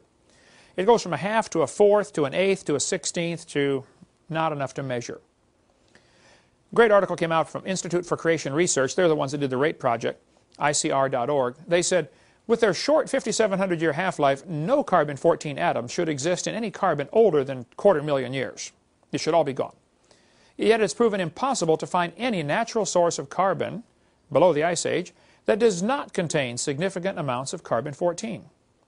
Even though such strata are supposed to be millions or billions of years old, conventional carbon-14 laboratories have been aware of this anomaly since the early 80s and have striven to eliminate it and are unable to account for it. Lately, the world's best such laboratory, which has learned during 2 decades of low C14 measurements how not to contaminate specimens externally, under contract to creationists, they confirmed such observations for coal samples and even for a dozen diamonds. Now think what that means. The textbooks will tell you coal formed 250 million years ago in the Carboniferous era. And yet when they test coal, it still has carbon-14. How is that possible? If all the carbon-14 atoms would have disappeared in, say, 30, 40, 50,000 years, why would there still be carbon-14 atoms in coal? I got an idea. It's not 250,000 years old. Ooh, boy, they don't like that answer. They'll keep searching until they find another answer because they don't like that one for sure. And diamonds, which they say, you know, formed millions and millions of years ago, you know, they still have carbon-14 in them. And it's not possible to contaminate one of those things. I mean, it's the hardest substance we have. So how do you get carbon-14 in diamonds? And when did diamonds form? Well, I'm not sure when they formed. I know Superman makes them in a few minutes. You know, take a piece of coal, squeeze it, and he's got a diamond to give to, what's their name, you know, but olive oil. And so, they've learned today, just in the last 20 years, I guess, how to make diamonds that are just indistinguishable from natural diamonds. High pressure. They've been doing it for years, making artificial diamonds, but they can't get them very big. Now, just I think in 2005, they were able to get big diamonds with a synthetic process. They do it with pets and loved ones. Take your pet, that's right. Burn the body, cremate it, press right into a diamond, and you can wear your dog the rest of your life, you know. Something, or your ex-wife, you know, or whatever. I don't think I'd want to do that. We were talking about that on the radio yesterday. Anyway, the guy said these diamonds even have carbon-14. It says this cannot be contaminated. Those constitute very strong evidence the Earth is only thousands, not billions of years old. Now, the RATE Project book is difficult reading, heavy reading. Jonathan, you're awful smart. How far did you make it through the book? About halfway right now. About halfway, and it's taken you? Almost a year. Yeah, it's heavy reading. If you want the simplified, you know, don't go down quite so deep version, this one is excellent by Donald DeYoung, Thousands, Not Billions. He kind of summarizes in real English what they said. Different ways to show it. Look, it's not billions of years old. But the carbon dating assumptions need to be pointed out. They'll say, well, we know carbon decays at a certain rate, and so we know if it's only got half as much, it's half as old. There's some assumptions that mess up everything. I'll show you how it works. If I said, we're going to fill a barrel with water. So I hand Leah the hose. Here, Leah, fill this barrel with water. But what you don't know is I have drilled holes in the barrel. While you're putting it in, the water's leaking out. It's kind of like your checkbook. You know, you keep putting it in and it keeps leaking out someplace, right? How many discovered that as you live along? Got the ring, Jonathan? You're discovering now, right? Well, the Earth's atmosphere is kind of like this barrel. It's always getting brand new carbon-14, 21 pounds every year, being put in. And it's always leaking out through decay. So the question would be, how long would it take to reach a stage called equilibrium? Now with a barrel, you can actually do the math and calculate. If I'm going to put in, you know, a certain amount of water per minute and a certain amount per minute leaks out, when will I reach equilibrium and where? That can all be calculated, you know, with a little bit of math. And with the atmosphere, they said, well, when would the atmosphere reach equilibrium? So the guys who invented carbon dating in the late 40s said, I wonder about this Earth's atmosphere reaching equilibrium. They did a bunch of studies on that and said, now if we took a brand new planet Earth, created it from scratch, poof, got it going around the sun, how long would it take to reach this equilibrium point in the atmosphere where the production rate and the destruction rate is the same? And they determined it would take about 30,000 years to reach equilibrium. I'm not sure how they did all that. You could probably see some of the rate scientists and figured it out. But then they made two mistakes, in my totally unbiased opinion. They said, number one, we know the Earth is millions of years old. Mistake number one.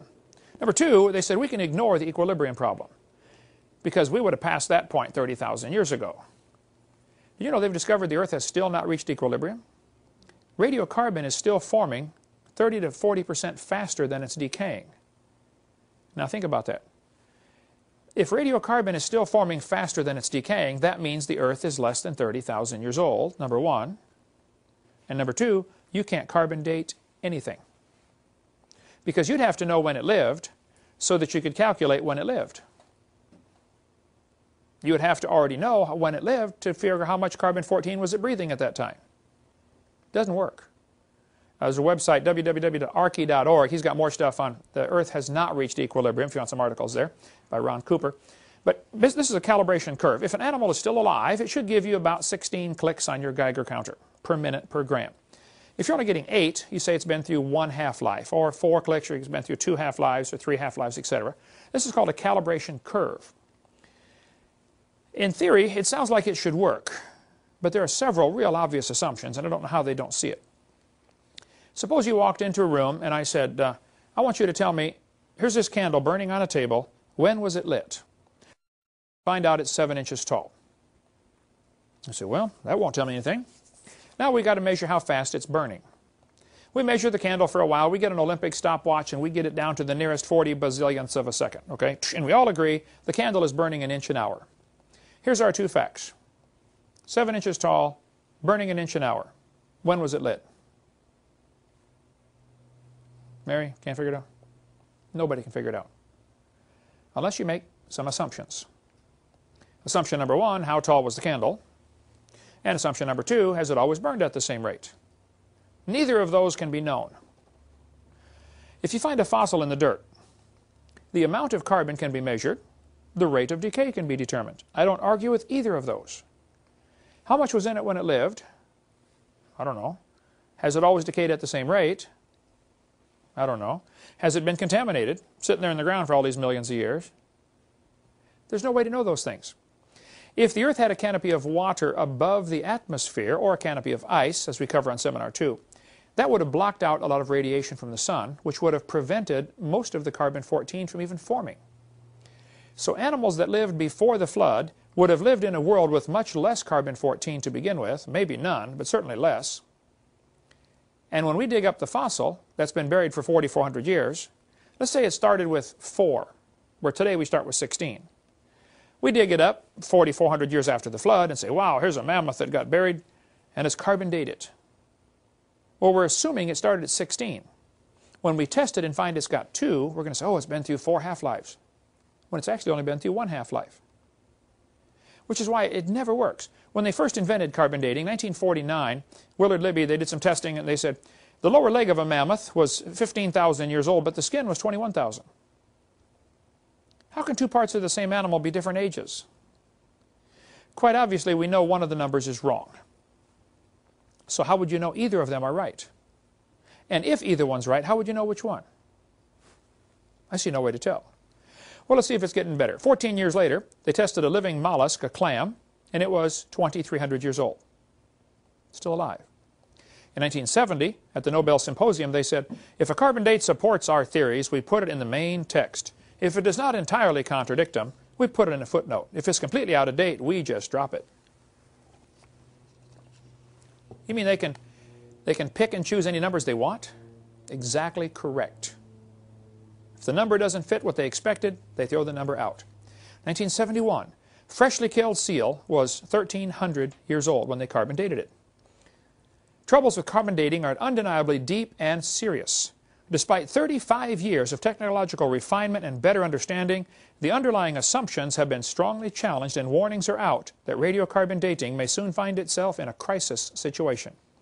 Continuing use of the method depends on a fix-it-as-we-go approach, allowing for contamination here, fractionation there, and calibration wherever possible.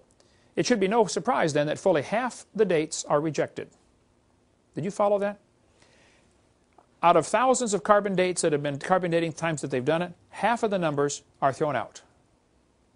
How do they know they're wrong? And also, how would you know the other half is right? If half your test results have to be thrown out, it ought to raise red flags in somebody's brain. Wait a minute. This is stupid. What are we doing? We're wasting our time here.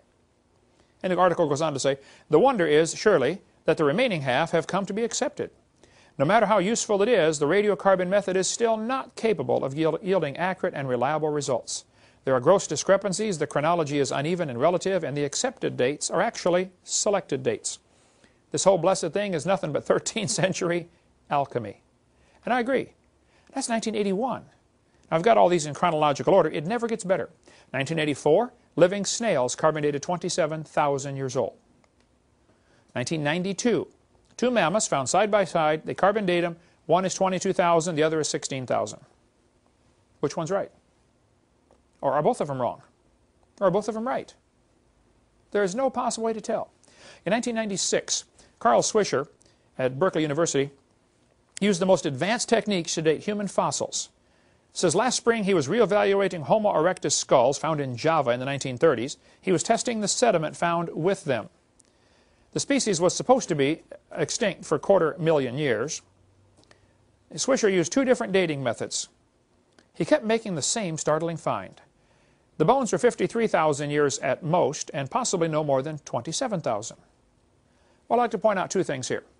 He's looking for 250,000 as his answer, but he keeps getting 53 to 27,000, okay, which is only 1/4 of what he wants, 1/5 of what he wants, okay?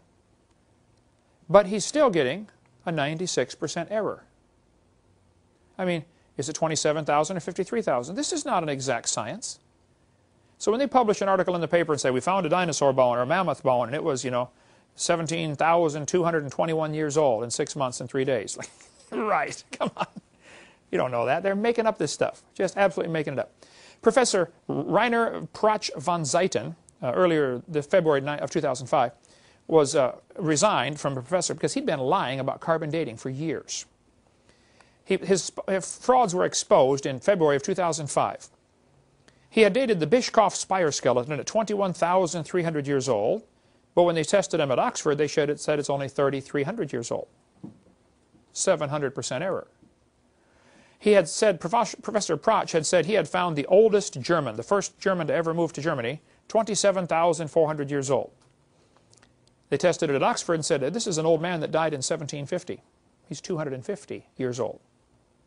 The professor had been lying about this stuff for decades, and so he finally resigned in disgrace. Well, he should, okay? One part of a mammoth dated 29,000 years old. Another part was 44,000. You talk about a slow birth. That would be it, okay? I like this article from Rand McNally. The last 2 years, an absolute date was obtained for the Gandong beds above the Trinil beds. That's in Indonesia. It has the interesting value of 300,000 years, plus or minus 300,000 years. Boy, they nailed that one right on the head, didn't they? Plus or minus, 300% error. In the Geological Survey Professional Paper 862, and I get some flack over this, but I've got the paper in the library somewhere. We couldn't find it here. There's all kinds of articles about carbon dating things in Alaska. I just want to show you a few things here. They carbon dated sample number SI 454. See that on the map there, on the chart there? And said it was 17,210 years, plus or minus 500. Then they tested sample SI 455 and said it's 24,140 years old.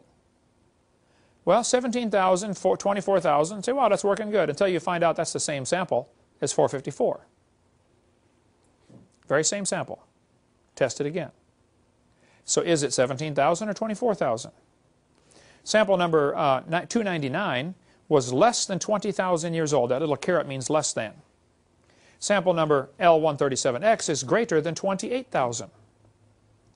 We say, well, see, it's working good. This sample is less than 20,000. This other sample is greater than 28 until you find out it's the same sample as 299. How can a sample be less than 20 and greater than 28 at the same time?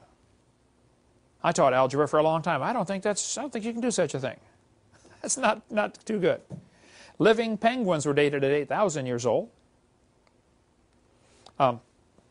Materials from layers where dinosaur bones were found are carbon dated 34,000 years old. I was in a debate one time and this professor was getting so upset. Finally he said, how can you use Reader's Digest as a resource? I said, sir, I use Reader's Digest as a resource for the picture of the dinosaur bone, okay? It's not the resource for the fact, okay? That's where I got the picture from. Oh, okay. So we went on to the debate. But yes, dinosaurs ought to date, 70 million years old. A Russian scientist dated dinosaur bones at less than 30,000 years old. Hugh Miller from Columbus, Ohio, took in 4 dinosaur bone samples and said, would you carbon date these? And they charge like $600 to carbon date something. They carbon dated them and said they're less than 20,000 years old. He said, oh, by the way, these are dinosaur bones. They said, oh, well, then they're not 20,000. We've got to test them again. Why can't they be 20,000? They said, well, we know dinosaurs lived 70 million years ago, so if you had told us that, we never would have carbon dated them. One friend of mine died here several years ago, but he was doing a lot of archaeological work, and he dug down in this well and he found layers of burned wood, which is good to carbon date because obviously, it had carbon in it. And he put them in a bag, sample number A, from such and such a layer. How many feet down? He labeled it A. Dug down 10 more feet, hit another layer of burned wood. The city had been destroyed, or 20 feet, whatever it was. He labeled it sample B. He took them in to have them carbon dated. Paid them the $600. They said sample A is, I forget, 3,000 years old, and this one's 4,000 years old. He waited 6 months, switched the labels, took them back in, same laboratory, said, I want you to carbon date these samples. Now, sample B, the lower one, is in the top bag. Just switch the labels, and they give them the same results, 3,000 and 4,000. It doesn't work. It's never worked. Here's things to consider about carbon dating. When the sample of, date a sample of known age, it doesn't work. If you date a sample of unknown age, it is assumed to work. That's not science, okay? As things decay, they produce helium. This helium, the amount of helium in the atmosphere, is only enough to account for a few thousand or few million years, not billions of years. There's a book called The Mythology of Modern Dating Methods by ICR, if you want to read stuff on that. They do a lot of testing on this. They're probably the experts in the creation community. This guy said the rocks do date the fossils, but the fossils date the rocks more accurately. That's ludicrous, okay? And it all based on circular reasoning. They've known that for centuries. We'll cover more on that on video 4. I talked to James P. Dawson. He's going to be on our radio program tonight, actually, Jonathan. He's supposed to call in. James Dawson was one of the guys working on dating the moon rocks. They brought back moon rocks, gave them to his laboratory, and said, how old is the moon rock? He took specimen number 10017, divided it into 6 pieces, and tested it many, many times. How old is it? They got numbers ranging from 2.5 billion to 4.6 billion. That's a 500% error, or 100% error. I talked to him back in '99, and he's in Oklahoma. There's his phone number. He was Chief of Engineering and Operations for the Lunar and Earth Science Division of the Manned Spacecraft Center in NASA in Houston. He worked on lunar samples, including the Genesis rock. He told me they found ages from 10,000 years to several billion in the same rock.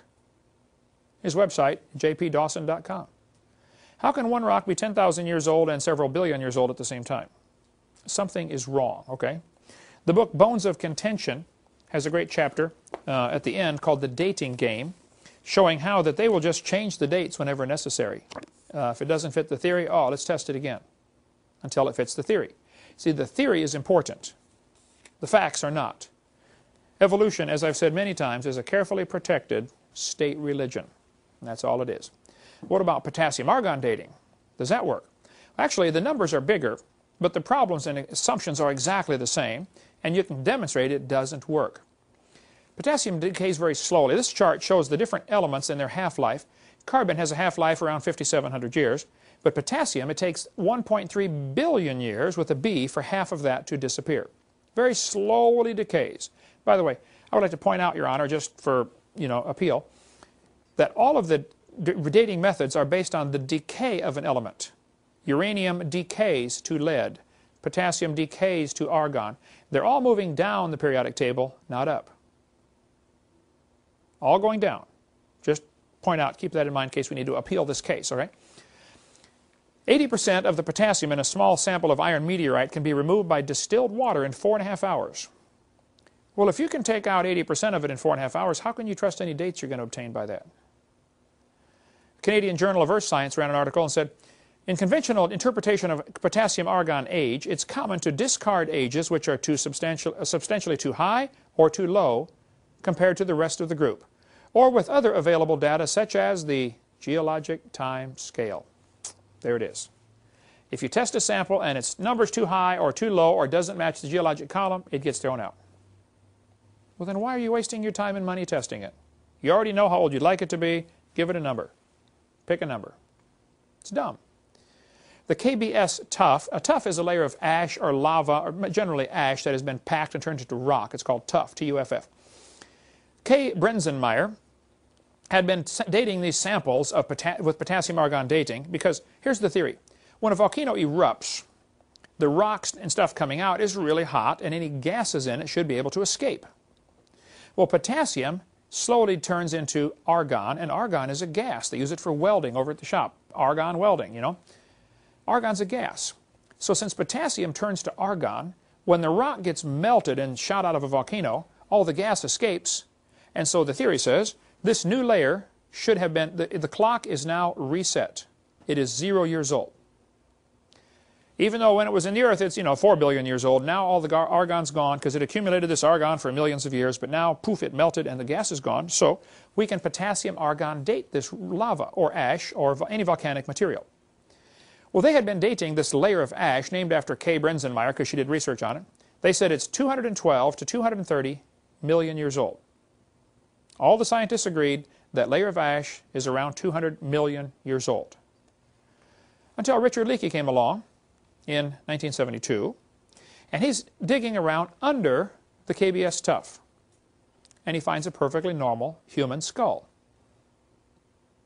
Everybody panicked and said, wow, how can you have a normal human skull under 200 million year old rock when man didn't even evolve till like 3 million years ago? That's not possible. And so they looked for things. Was this a burial? Did somebody dig through the rock and bury this person down here? Was there an earthquake? Is there a fault line near here someplace? Nope. All we can conclude is there's a normal human skull under 200 million year old rock. So, what do you conclude? Well, one group studied this and said, well, that proves aliens came here 200 million years ago. Would you just consider that maybe the rock's not 200 million years old? After they found out it could not be an intrusion or a burial or anything else, it had to be legitimately placed there. I mean, the person was buried under this ash layer. They took 10 more samples of the KBS tuff and dated them again. Keep in mind, they'd already dated them a bunch of times. And everybody agreed it's 212 million years old. But now they take 10 more samples and check them again and say, oh no, it's only 0.5 to 2.6 million. Well, that's way down from 212. Okay, they dropped the number way down. But they're still getting a 500% error from 0.5 to 2.6. This is not an exact science. See, back in 1770, they taught the kids the Earth is 70,000 years old. In 1905, they said it's 2 billion years old. By 1969, when I was a kid and they went to the moon, they brought back moon rocks and said, oh, wow, they're 3.5 billion years old. That was the official age, 3.5 billion. Today they tell, and by the way, they did it with potassium-argon dating. You can see the article here from the newspaper. Today they tell the kids it's 4.6 billion years old. Do you realize the Earth is getting older at the rate of 21 million years per year? That's 40 years per minute. While dates are always obtained with carbon dating or potassium-argon dating, dates that don't fit the theory are rejected. Only the correct dates ever get published. Well, then why are you wasting anybody's time? Why? It's not science. The original content cannot possibly be known. You can't know there's been no contamination. You can't know that the decay rates always remain the same. You can't know those things, okay? I'll give you a couple examples of potassium-argon problems, and then we'll take a little break. Basalt from Mount Etna in Sicily. By the way, I climbed on Mount Etna when I was over there in Sicily. They knew it erupted in 122 BC. They said they knew it erupted in 122 BC. There were written records. Well, the potassium argon dated it and said it's 2.25 million years old. Excuse me? It should be like 2,000. When they tested lava from a Hawaiian volcano, they knew it erupted in 1801. The people watched it happen. That's the lava flow that covered our village, 1801. It gave an age of 1.6 million years old. That's in 1968. Let's see if it gets better. Basalt from a volcano in Hawaii erupted in 1959. When they tested it, it gave an age of 8.5 million years old. Another volcano in Mount Etna from the 1964 eruption gave an age of 700,000. The 72 eruption gave an age of 350,000. It was erupting when I was over there in 2002, I believe. I don't remember. Lava from Mount St. Helens was tested, which my sister lives just 60 miles from there. They tested the lava from Mount St. Helens, brand new lava coming out of the volcano. Grab a sample. How old is it? They tested it 5 different ways and got 5 different numbers. All the way from 350,000 to 2.8 billion. Notice, all 5 numbers are different, number 1, and all 5 numbers are wrong, number 2. They're wrong. It doesn't work. So again, when you test a sample of known age, it's assumed to work, and if you test a sample of unknown age, it is, we know it doesn't work when you know the age, but when you don't know the age, well, then they say it works. So it just doesn't work. And I'm tired of them using our tax dollars to call that science. That is not science. That's pure imagination. There's a whole bunch more in the book, Evolution Cruncher, if you want more on that, or in the RATE project book, Radioactive Isotopes and the Age of the Earth, if you want more. Or there's a whole lot of good stuff in Walt Brown's book, In the Beginning. He's a PhD in physics, Air Force Academy professor for years in Colorado. Got great stuff in here. I differ with him on a couple of little things. Of course, I differ with probably everybody on a couple of things. The only one right on everything, of course, is me. But we're trying to get them all converted. Take a 5-minute break, and we'll come back and talk about, have fresh dinosaur bones been found?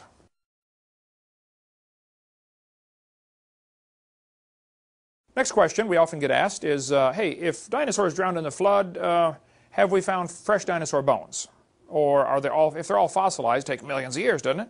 Well, first, it does not take millions of years for things to fossilize. We covered that on video number 6. But yes, some fresh dinosaur bones have been found. There's a great book out called The Great Alaskan Dinosaur Adventure about some guys that went up to northern Alaska and in the riverbanks up there in the Colville River on the north slope of Alaska, found frozen dinosaur bones.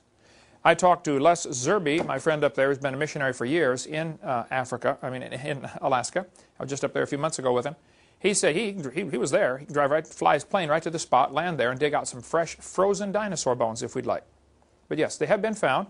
In journal Science magazine in December of '93, they said, reported an amazing preservation of the bones of a young duck-billed dinosaur found in Montana. Under a microscope, the fine structure of the bones was seen to have been preserved to such an extent that cell characteristics could be compared to cells of chicken bone.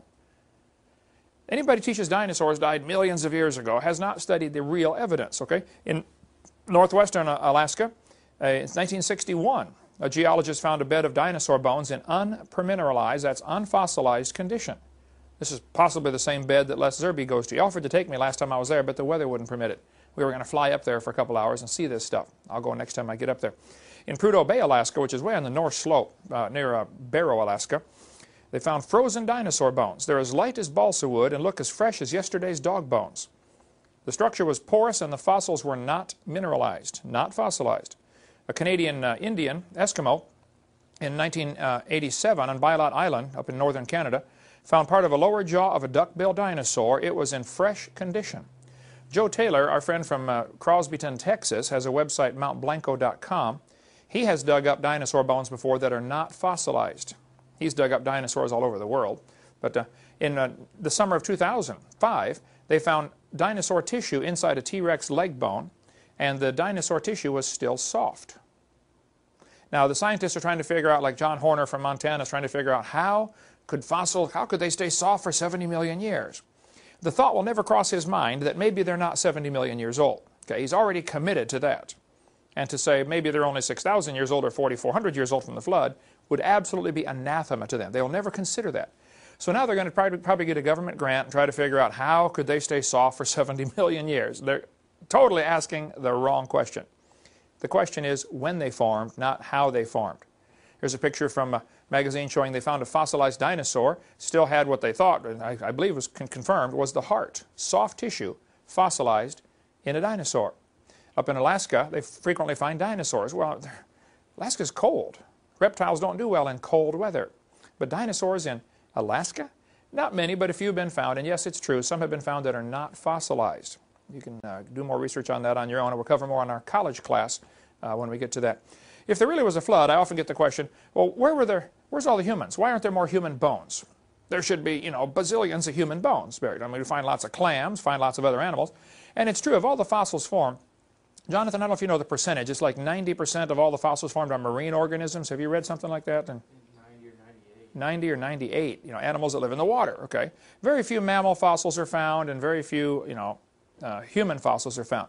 Marvin Lubenow, in his book, Bones of Contention, it's the best one I'm aware of on the topic. He's a creationist, but he spent years and years and years, like 25 years, studying all the human remains. He says there are about 4,000 human remains have been found. Now, and it's compared to clams, we find billions of those, or fish, we find billions of those. Why only 4,000? Well, there's a couple of things to consider. Why so few human bones are found? And by the way, they're all 100% human.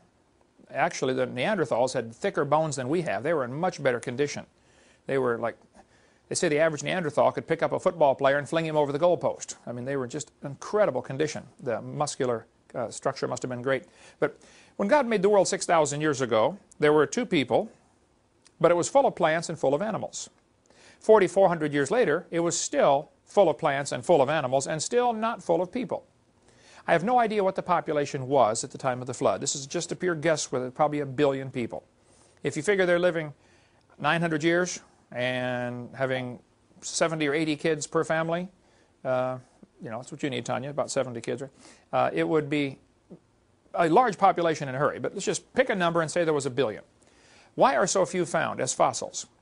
Well, the purpose of the flood, according to Genesis, was to destroy man off the earth. That's why God did the flood. The Bible says there were giants in the earth in those days, and there were mighty men of old.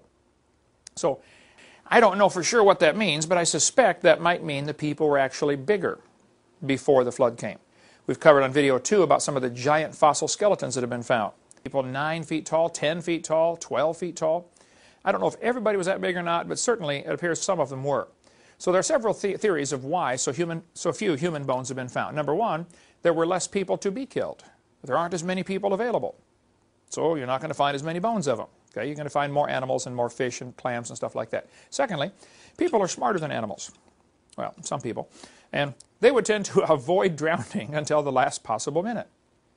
Whereas animals would get surprised and covered up and buried, the humans would figure out some way to avoid this. Plus, it probably took about 6 months to kill everybody. I mean, the flood covered the world, but it doesn't mean it covered the whole world instantly. It rained 40 days and 40 nights. And probably what we see today, the continental shapes and everything, obviously is a pure coincidence based on the water level.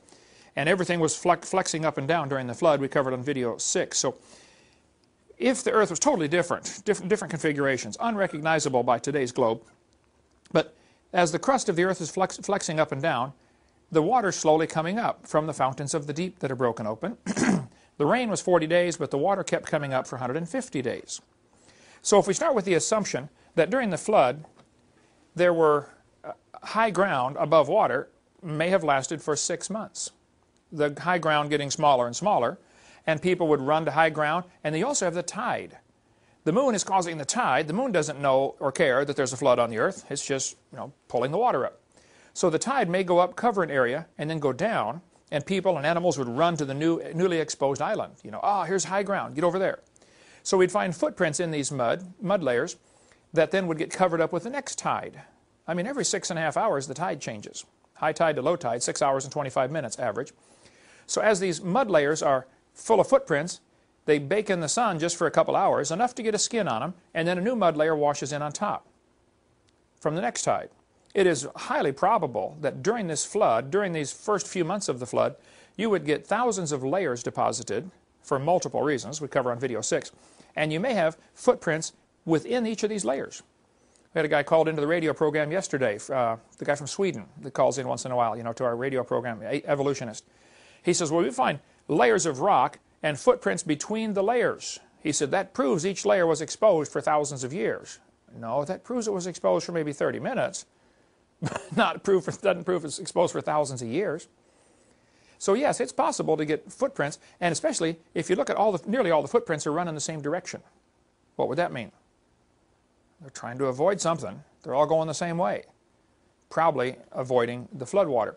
And in Psalm 104, it says, the mountains arose, the valleys sank down. So during the flood, the crust of the earth was all broken up into plates, and they are much more flexible and movable than they are today. Today they're kind of locked into position as most of the water is gone that was underneath, that was lubricating this movement. So they could run to high ground, and then of course a couple days later that may not be high ground. Something else becomes high ground as the plates twist around. So second reason though, people are smarter and probably would avoid drowning. If they end up on top, they don't rot. I mean, they rot, they don't fossilize. How many buffalo got killed out west in the last 200 years? Like millions? None of them fossilized. See, things only fossilize if they're buried. So you could have a lot of humans get killed toward the end of the flood, or toward the middle of the flood, I guess, and not be fossilized at all. Thirdly, if humans were bigger, they would not be recognized as human. I mean, if you find a 5-foot thigh bone, you're not going to recognize it as a human. You can say, oh, it must be from a, a dinosaur, cave bear, or something. So those are the reasons why so few human fossils have been found. Fourthly, I'm not sure who's doing the counting. When they say 4,000 have been found, who's counting all these? Marvin Lubenow says that's what he can find in the published record. But how many things have been found that are human, fossilized, in certain layers, but it doesn't match the established scientific paradigm of the day, and so they say, we better not even report this. Because you're not allowed to find humans with dinosaurs, or else, man, you're going to lose your job. You can't go against the evolution theory. It's a carefully protected state religion. I point out, no human and chicken bones have been found fossilized together in the same rock strata, anywhere in the world. So that proves humans and chickens did not live at the same time. No. You know that's not good logic, okay? We don't have to find the bones together to prove they live together. We don't have to find the footprints together to prove anything either. No human and chicken footprints have ever been found together. No coelacanth fossils were found for 65 million years of their geologic column. They've got their geologic column and they say, oh, coelacanths lived 65 million years ago. How do you know? Well, that's the last fossil we found of them. And then they find them still alive. What does that prove? For 65 million years, by their thinking, no coelacanths lived or no coelacanths fossilized. Obviously, they would say none, it just happened that none fossilized. Well, it could be that none of the humans fossilized either that were buried, or weren't buried deep enough, or they haven't been found yet. All kinds of reasons for that. I was in a debate with a former preacher turned atheist one time, the debate over Noah's Ark. One of his arguments was that Noah could not have built the ark like the Bible says, because the Bible says Noah covered the ark with pitch. And he said, Hovind, don't you know pitch is made from oil, and oil is a post-flood product, according to your theory. The flood buried this world. All these animals got buried and squished and turned to oil. So if oil came as a result of the flood, then how could Noah have pitch to cover the ark? Well, that's based on a common misunderstanding. In Genesis 6, it says Noah covered the ark with pitch, within and without. Make it with pitch. Exodus 2. Moses was put in a little basket covered with pitch. So what is pitch? The Bible says in Isaiah chapter 34, the streams thereof shall be turned to pitch, the dust to brimstone, and the land shall become burning pitch. It shall not be quenched. The smoke thereof shall go up forever. Pitch, according to the 1828 Webster's Dictionary, which is in the library there, pitch is made from tree sap. There used to be huge industries taking pine trees, baking them down, getting the sap out, and making pitch just for waterproofing ships. Kind of like varnish today, or spar varnish, or linseed oil. There are many oils and things made that don't have to rely on something from a flood. It doesn't have to be something that was destroyed in the flood. Pitch, according to the dictionary, the resin of pine or turpentine. And there were giant factories all over America producing barrels and barrels of pitch to sell to ships in the 1800s, 1700s, 1800s. It was common. You bring a few extra barrels of pitch with you. If you get a leak in your ship, you tar it. So it does not have to be from flood-related deposits. I'm holding in my hand, I don't know if you guys can focus in on that or not, this is a piece of slate, or shale, I mean. There are probably 60 layers to it, real thin layers, and you can see oil oozing out the side. But right there on the surface is it's a fish. It's true that animals under pressure turn to oil. It's a fact. This fish was squeezed between these layers, and you can see the actual impression of the fish. There's no question that at least some of the oil in the ground comes from organisms, living organisms, fish, people, whatever, that are squeezed. But that doesn't mean Noah had to have this kind of oil to waterproof the ark. Right? This is on our Creation Evidence Museum. If you want to come down to Dinosaur Adventureland, you can take a look at that. Next question. I often get asked the question, is modern man smart and ancient man stupid? Was he stupid or was ancient man really smart? There's a good book called The Puzzle of Ancient Man by Don Chittick. Excellent book. I believe they've had a hard time keeping it in print. We sell a lot of them, I know. It's really, really good. Going through all kinds of interesting artifacts that are found about humans, but made by humans, amazing machines and stuff that would have to be really, really old. Well, the Bible teaches before the flood came, the people lived to be 900 years old. Adam came pre-programmed straight from the hand of God. He could walk, talk, name the animals, and get married first day. He probably knew incredible amounts of information that was pre-programmed in, or after spending 100 years walking and talking with God, he just knew a lot of stuff that God told him. God would say, Adam, you see this tree right here? Watch this. You pull off the bark, scrape the inside, and chew on that. Oh, wow. Yeah, it's got vitamins. You need that, Adam. Probably a lot of the ancient medicines, that cultures have are remnants of things left over from knowledge passed down by the ancients. Like, how did the first guy know you can take a willow tree and scrape the bark off and make vitamin C out of the tea? I mean, how did they know that? Who's the first guy to start chewing on a tree? I mean, you got to wonder. Somebody must have told them. So, if they're living 900 years and having huge families and learning an incredible amount, I don't know how far advanced they got before the flood came, but I suspect possibly even more advanced than we are today. And some people say, well, why don't we dig up their cities? Well, the problem is we're looking at things that we need today and assuming that they needed them before the flood. Suppose they lived in a world with perfect weather. You don't need a house. Just go sleep on the grass. Suppose you lived in a world where none of the animals would harm you. All the animals were friendly. Everything's vegetarian, Genesis 1:29. Again, you don't need a house. And why don't we find their cars? Well, man, if you're 9 or 10 or 12 feet tall and can run 50 miles an hour, and everything's growing in your yard, you don't need to go anywhere anyway. Why do you need a highway system? Why do you need a car? You don't need airplanes. You don't need trains.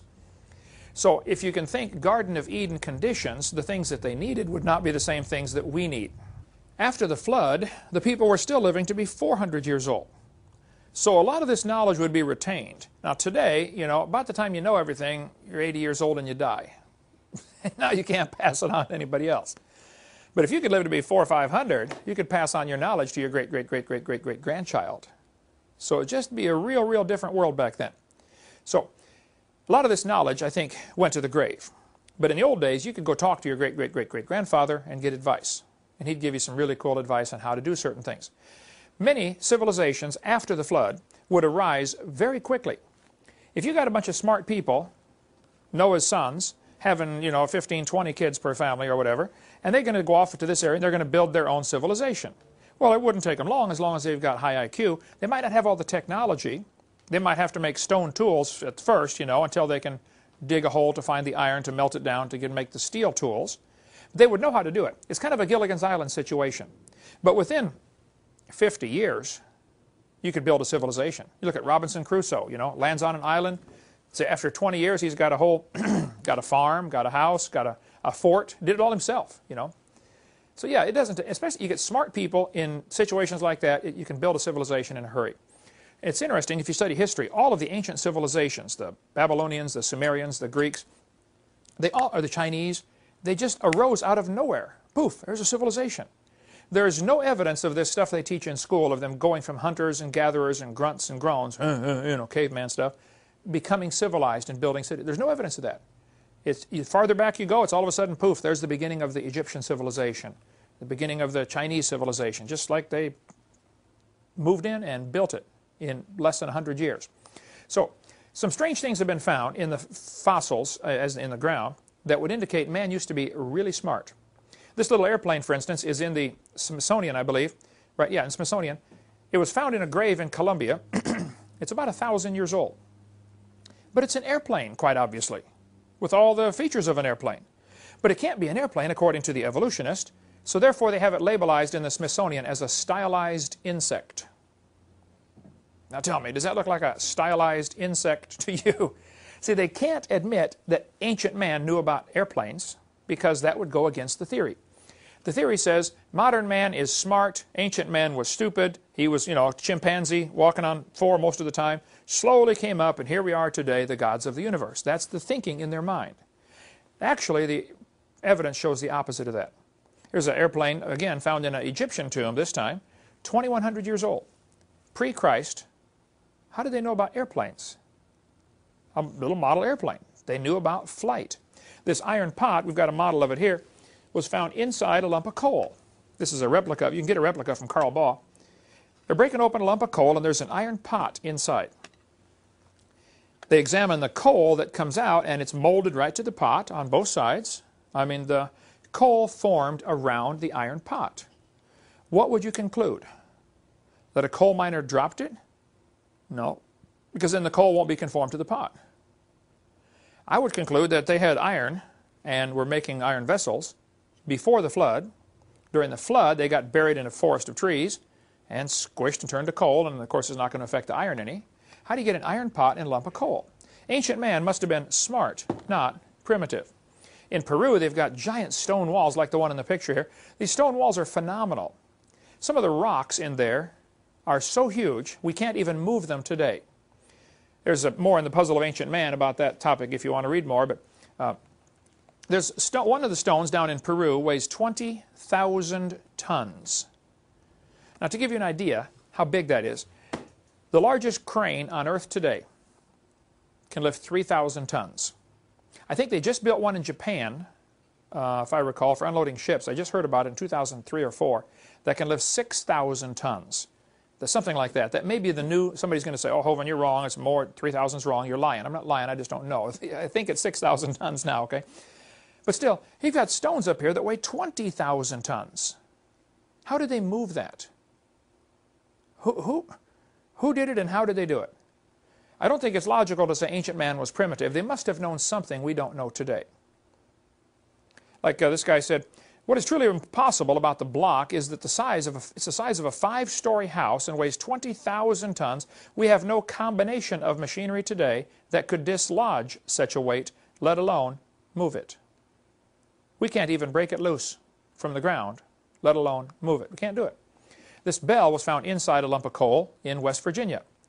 The guy who had it on his desk for years later moved to Central Florida, and I've not been able to, he's an old man now, I've not been able to get a hold of him lately, so if you get his address, let me know. Because I think he needs to have that on display at a Creation Museum in Pensacola, Florida. That's what I think. This thing was analyzed, and they said, well, this is some kind of strange, old, like a Buddhist-type god on top of here. But how could you find a brass bell inside coal? Ancient man knew how to work with all the metals. The Bible says Tubal-Cain was an artificer in brass and iron. That's Adam's grandson. They were already working with brass and iron. This little zinc and silver vessel was found inside rock, supposed to be 600 million years old. Well, I disagree with the 600 million year part, but they knew about things. There's a great article in the Puzzle of Ancient Man about the little device found in a ship that was sunk in 100 BC in the Aegean Sea, which is right next to Greece. Okay? It's got an analog computer on board. How on earth did they know about analog computers in 100 BC? It's called the Antikythera device, Antikythera mechanism. The History Channel in March of 2005 was amazing. It had a whole hour-long message about this Antikythera device found in Greece. They actually built a working model of it and said this thing, by turning the crank, would be able to predict where the planets would be or the sun would be. It'd be like an amazing computer for ships navigating. 100 BC. No, ancient man was not primitive. You can get copies of this hammer from our museum. This Dr. Baugh has the original in his museum. He lets us make replicas of it. This was found in 1934 in Texas, New London, Texas.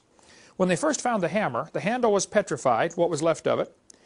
And they looked at the hammer and said, man, it was in solid rock. I said, what on earth? How can a hammer be in rock? And the rock was supposed to be 400 million years old.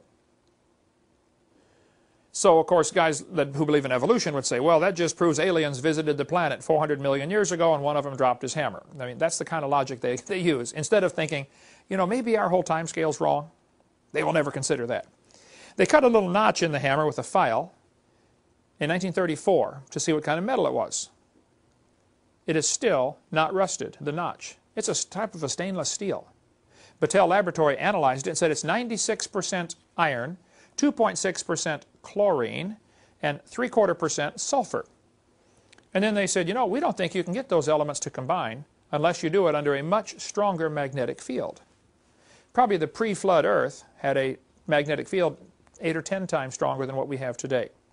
This was found in Iraq, this little battery. Quite a few of these were found. They knew about electricity 2,000 years ago.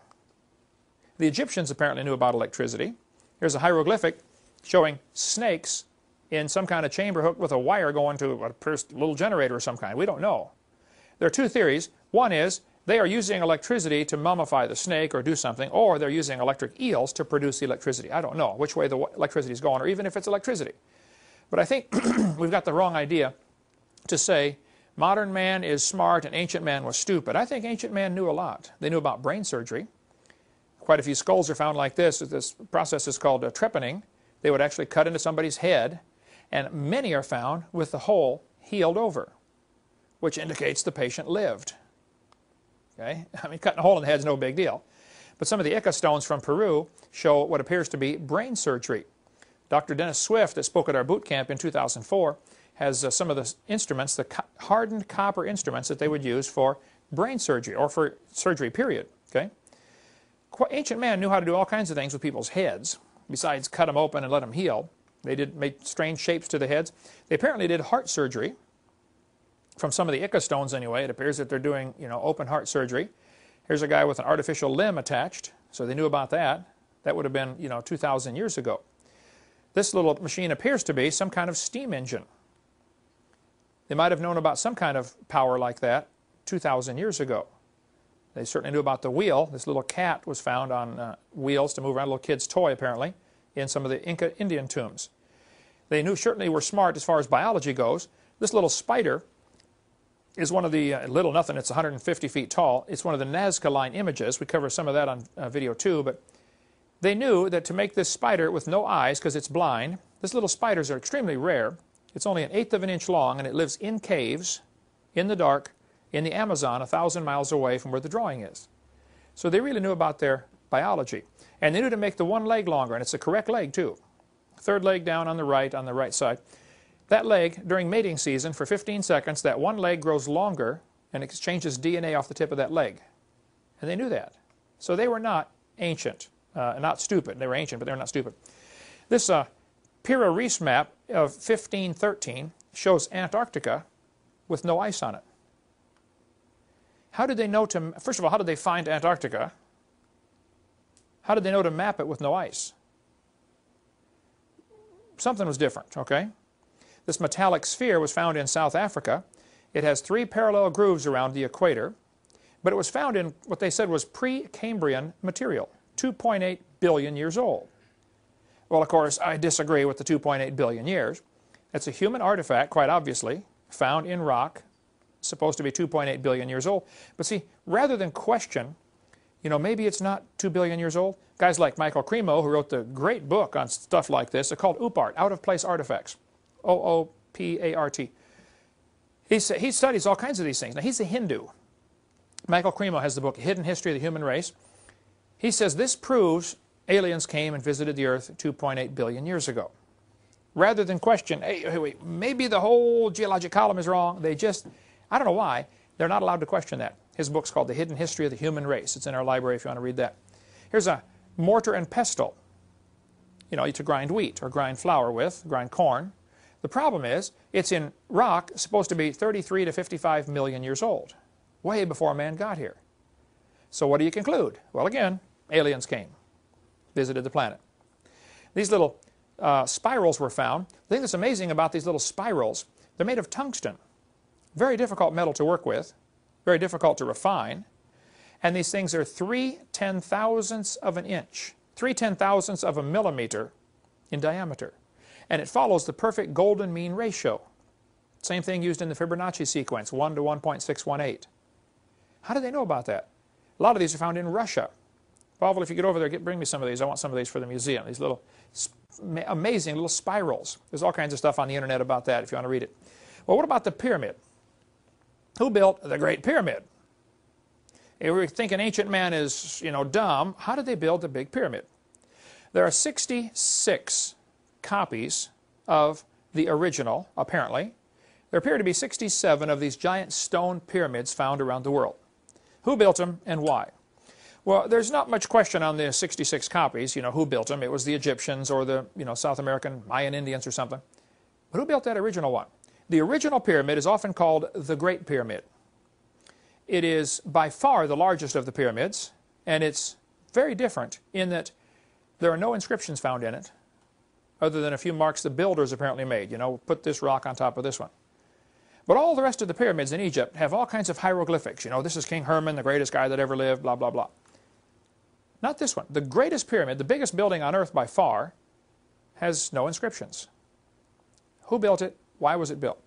Well, there are 4 theories about the Great Pyramid, and they fall into 2 general categories. One theory says it was built before the flood by some godly people, i.e. Adam, Enoch maybe, I don't know. And the purpose of it was to preserve some ancient knowledge, because there are some amazing mathematical formulas in the pyramid. Like, twice the height divided by the base is the value of pi, 3.14159. I forget. There's all kinds of amazing mathematics in the Great Pyramid. So one theory says it was built by godly people before the flood. Second theory says it's built by heathen before the flood. It's just a heathen structure, some kind of temple worship or something. The third theory says it's built by godly people after the flood. And the fourth one says it's built by heathen after the flood. Probably it was not built during the flood. I think we could probably all agree on that, okay? Not a good time to build a pyramid.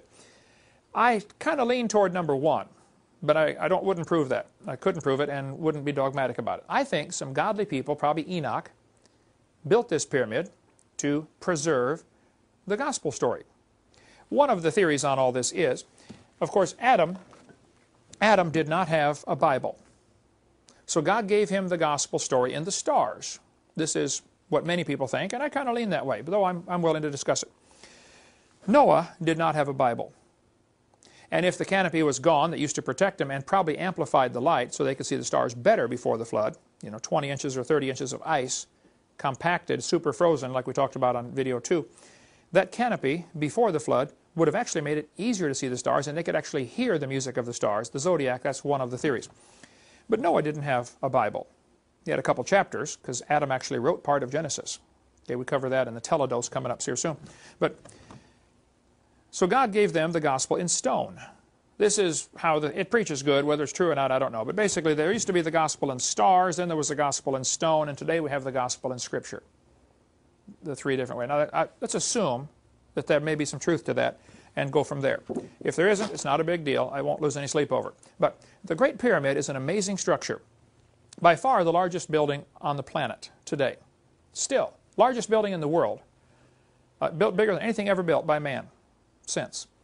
Some people think the Isaiah 19:19 passage is referring to the pyramid.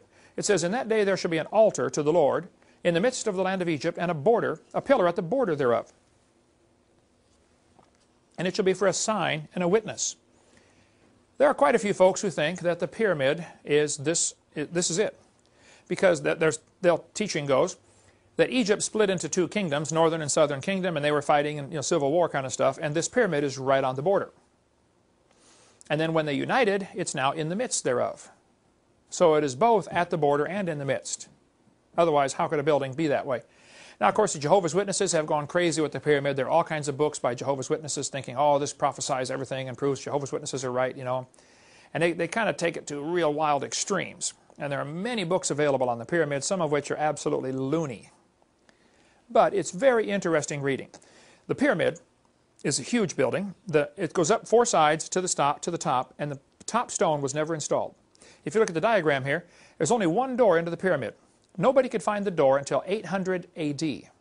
That pyramid sat there for thousands of years, and nobody could find their way in. Finally, in 800 AD, some Arabs got a hammer and chisel and just started pounding a hole, chiseled their way into the pyramid. They chiseled and chiseled for months. And the guy kept telling his workers, oh, there's going to be lots of gold in here. You're all going to be rich, you know, blah, blah, blah. Well, finally, after months and months of chiseling, everybody's getting tired of going in, you know, digging a hole in the rock, okay, because it was solid rock. Finally, they were close to giving up, and they heard a noise of a rock falling. And he said, oh, it came from over that way. Let's chisel there. They chiseled over, and they hit one of the passages in the middle, and then had to work their way backwards to find the door.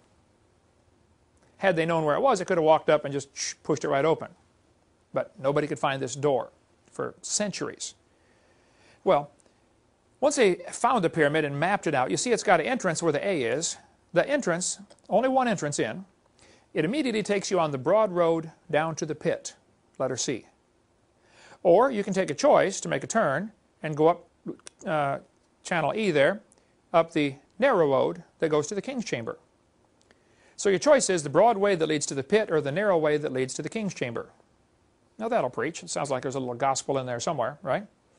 If you get to the king's chamber, you find yourself in an empty tomb where nobody ever rotted, no bodies decomposed in there, and it's on the 50th row of stones. What's that all mean? I don't know.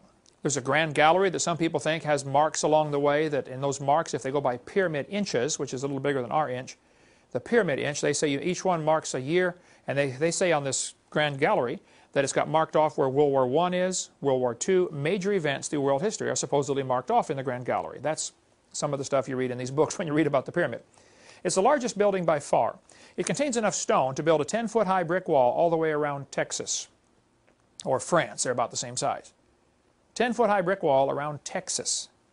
The top of the pyramid is 455 feet high. The 50th row of stones, which is interesting, the 50th year Jubilee, the 50th row of stones is where the king's chamber is. And those who teach that the pyramid has Christian symbolism, of course, will jump on this type of thing, the broad way, the narrow way, you know, the king's chamber, etc. Or you go down to the pit. In the king's chamber is an empty tomb. I was told, I didn't check it out, maybe it's not correct, but it has the same volume, this empty tomb, as the Ark of the Covenant. You take the length times the width times the height, it equals the volume of the Ark of the Covenant. Maybe somebody can check it out, let me know if that's correct. But originally, the pyramid was covered by 144,000 smooth, polished casing stones. Each one weighed about, I believe they said 10 tons were the casing stones. They fit together so tightly, in many cases you couldn't even find the seam. And in all cases, I was told, you can't even get a piece of paper between them.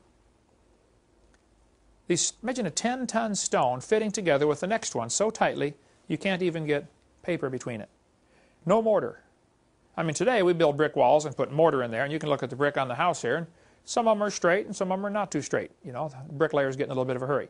These stones are massive, and they didn't even use mortar, and they fit together flawlessly. And the top stone was never installed. And those who teach it's a Christian building or Christian principles in there say 144,000, Revelation chapter 7, 144,000. Bible talks about the whole body fitly joined together. And they'll say, see, this is evidence that has some Christian symbolism. Maybe it does, I don't know. Ephesians chapter 4, the whole body fitly joined together. Matthew 21 talks about the stone that the builders rejected. Now, the Great Pyramid never did have a chief cornerstone. Imagine the largest, neatest building on the planet, no cornerstone. Why would they stop one rock short? Why didn't they finish the job? Well, I don't know. There are a couple theories about that, but in Mark 12 it talks about the scripture. Scripture says, the stone that the builders rejected. Luke 20, the stone that the builders rejected, the same has become the head of the corner. This is obviously referring to Jesus Christ. In Daniel, it tells about the stone that was cut out of the mountain without hands and smote the image on the feet in the book of Daniel. Could this stone be Jesus Christ, who's going to make his own kingdom on the world? Revelation 21 talks about the New Jerusalem coming down from God out of heaven. There are those who teach that the New Jerusalem, the city, and the Bible tells us the great city, the holy Jerusalem descending out of heaven, will be clear as crystal, 4 square, and 12,000 furlongs. That's 1,379 miles. So there's going to be a city in Revelation 21 that is 1,300 or 1,400 miles by 1,400 miles by 1,400 miles. And everybody assumes it's going to be a cube. Maybe so, I don't know. But maybe it's a pyramid. Because that's a structure that could also have those dimensions, and it would lie 4 square. And if it's a pyramid, pyramids only have one cornerstone. right on top, whereas other buildings would have 4. So there are those who teach that the Great Pyramid is going, the New Jerusalem is going to be in the shape of a great pyramid, and Jesus Christ is the chief cornerstone, and He is the light of the world. And if the whole thing's clear as crystal, then the light just kind of translucent. The light goes right through. So He is the light thereof. The first 13 verses in the Bible starts off with this: the world has light, but it has no sun. The last 26 verses of the Bible, the world has light, but it has no sun. He is the light thereof. And so maybe the pyramid is symbolic of that. I don't know. Hutchins got a good book on that if you want to read it. And of course, if any of this is true, it's obvious Satan would use this as a, pervert it for his use. And the Great Pyramid on the back of your dollar bill is a Masonic Lodge symbol, which has 13 rows of stones representing the 13 degrees in the Blue Lodge. The chief cornerstone is not yet in place, and many people say this represents Lucifer, and he's going to come down and establish his kingdom, when actually, God's going to establish His kingdom toward the end. But which one's right? I don't know. I kind of lead toward number 1, but I wouldn't be dogmatic. The Bible isn't clear. Next question. The textbooks often teach the earth was a hot, molten mass. This earth science book says, as the earth formed, it was hot, and there were large pools of bubbling lava. Well, now the Bible says, in Genesis chapter 1, that the Spirit of God moved upon the face of the waters. So, was the earth a hot, molten mass, and it slowly cooled down over billions of years, or was it created underwater, which means, of course, it has to be less than 212 degrees. It's not a hot, molten mass. Somebody's wrong. Either the Bible is wrong, or the textbooks are wrong about the earth being, a hot, molten mass. So, what is the evidence? What's the truth about this? One of the neatest books on this topic is this one we referred to earlier by Robert Gentry, called Creation's Tiny Mystery. He spent years studying radiopolonium halos, which are little tiny rings. They are only visible with a microscope, and they're found in granites. Every type of granite all over the world contains these little radiopolonium halos, little tiny circles in the rock. Well, what are they? Well, polonium is one of the many elements on the periodic table. As polonium decays, it's radioactive, it's dropping to another level, it sends off little fragments, kind of like a hand grenade. The problem is polonium has a really, really short half-life, like 164 thousandths of a second. So if this was taking place in hot molten rock, it would decay, the polonium would decay, poof, make its little halo, and then the rock is liquid, so it would disappear, it would flow away. Just like the fireworks from the 4th of July don't stay there in the sky all year. It goes up, poof, makes a little ring, and then falls down. But if you could explode a hand grenade in a giant block of Jell-O, the fragments would go out and stick and be preserved. The only way you could preserve a ring, a halo, would be to do it in something that is, like a giant block of Jell-O, or in something already solid. The way to get these little polonium halos preserved, which are found all over the world, is to do it while the rock is already solid. Robert Gentry was writing all kinds of articles about this radiopolonium halo, saying, look, this indicates the earth was never hot molten rock. And granite is an interesting rock. I don't think anybody knows for sure how granite formed. If you melt granite and then let it cool down, it does not turn back to granite. It turns to rhyolite. You can see a picture of rhyolite here. So all the granites have these polonium halos. What does that mean? Apparently, granite was the original created foundation stone. That was the original created rock. It's the only way to get these little halos in there that I know. You can talk to Robert Gentry. His website is halos.com and get much more of the technical information on this. So I think the evidence would point to the fact the earth was never hot molten rock. Then Nova TV program, they ran an article in summer of 05. They said, oxygen-18 found in 4.4 billion-year-old zircons show it had contact with large quantities of water. Why don't they get it? If these little zircon crystals, which are extremely tiny, have evidence, show us that they had contact with large quantities of water, 4.4 billion years old. I don't buy that, of course, for a second.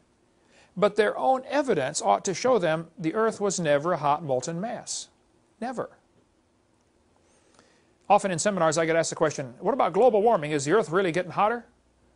Well, I don't know. I've lived on it for 53 years now, but to me it seems about the same as it's always been. But of course that's a short time frame compared to the big picture. According to the 1 Corinthians, it says the earth is the Lord's. God owns the world. Psalmist said, Psalm 8, when I consider the heavens, God made the heavens, and He made man to have dominion over them. Our job is to be the tenant. God's the owner. He's the landlord. We're the tenant. Our job is to take care of his earth. It doesn't belong to us, but we're supposed to take care of it. It belongs to him. Now, Karl Marx, in his Communist Manifesto, gave 10 ways to destroy a capitalist country and turn it into a communist country. Number 1 was abolish private property. That was essential to destroy capitalism. Nobody's allowed to have private property. Well, if you read through the Bible, in Leviticus 25, it talks about in the 50th year, they have the year of Jubilee. You proclaim liberty throughout the land, and everybody returns to his possession. There's a good link here between liberty and having your own possessions. See, if you own it, you control it. So if God created the world, he owns it. He controls it, and he's let man use it for his glory. And there are those who don't like that idea, guys like Karl Marx and communists. They think, no, the world belongs to us, you know, and we control it. There is no God. But in 1 Kings, it talks about having your own vine, your own fig tree, drink water out of your own cistern, running waters out of your own well. Private property is essential to liberty. And Peter Burrell said, we reject the idea of private property. Kids in school today are having pledges like this. Talk about stupid. This kind of stuff's on the walls of many public schools. I pledge allegiance to the earth, which I do love and depend on, and to all life on land, air, and sea, which is as much a part of earth as me. This one says, I pledge allegiance to the world, to care for earth, sea, and air, to honor every living thing with peace and justice everywhere. Jacob Redstead told me a couple years ago, he said when he was in 3rd grade in elementary school in Minnesota, his teacher, Miss Klophocky, took down the American flag and had the 3rd graders pledge to the earth instead. Can you imagine? Boys and girls, we're going to pledge to the world today. We're starting these kids in 3rd grade. Half the cartoons on Saturday morning TV now are that kind of way, you know. Destroy the mean old capitalists, you know, that are destroying the world, and save the planet, you know, Captain Planet. There's all kinds of cartoons designed to get the kids thinking that, you know, we got to save the earth. Well, I am against pollution, and I'm against destroying things unnecessarily, okay? But the real purpose of this environmental movement and the big scare about global warming is not to save the earth. The purpose is to establish communist plank number 1, abolish private property. They want you to have to get a permit to cut down a tree on your own property. One guy in California had this tree was growing, obviously, into his house. And it was crushing the front porch. The house was 100 and some years old. And it had been planted, and the tree was growing and was caving in the front porch. So he went to get a permit to cut down the tree. And they said, you can't cut down the tree because, you know, the trees are protected. He said, well, then I need to get a permit to remodel my porch. They said, no, that's a house is 100 years old. That's a historic building. You can't remodel the porch. Talk about stupid. Why go ask for a permit at all? That's what starts the problem. But see, once people sign a contract to become a servant of whoever, now you're under contractual law. You know, if you sign a contract to become 501c3, well, then you better do everything they tell you to do. Okay? So don't sign the contract. Don't get yourself tangled up in those things. And that gets difficult to do. But there's a good book on the global warming question if you want to read more. It's called Facts, Not Fear. I'm sure it's available lots of places, but Marilyn Quayle, Dan Quayle's wife, the former vice president, wrote the foreword to it. What is the real evidence about global warming? And you can take a look through that if you'd like. It's in our library, or order your own if you'd like. They said in a magazine that man-made rainforest baffles scientists. They said, a man-made rainforest that should have taken millennia to evolve has baffled scientists by springing up in just 150 years. This business of us destroying the planet and destroying these ancient rainforests and, you know, oh, we're going to ruin the world and the sky is falling is, I think, baloney. And there are a lot of environmentalists that are probably very sincere, very intelligent, and very wrong. And they're fighting the wrong battle. Now, it's true, people abuse the environment, and when somebody's dumping chemicals upstream from my house, you know, I'm going to sue them and say, don't dump that in my water supply, okay? That's fine. But if there's an environmental problem, is the government the one to fix it? Show me anything they fixed. If they fix it, it'll cost 10 times more than it should, and probably still won't be right. I do believe in global warming, though. The Bible says in Revelation 16, the 4th angel poured out his vial upon the sun, and the power was given to him to scorch men with fire. There's going to be global warming. Hasn't happened yet. Coming soon to a city near you.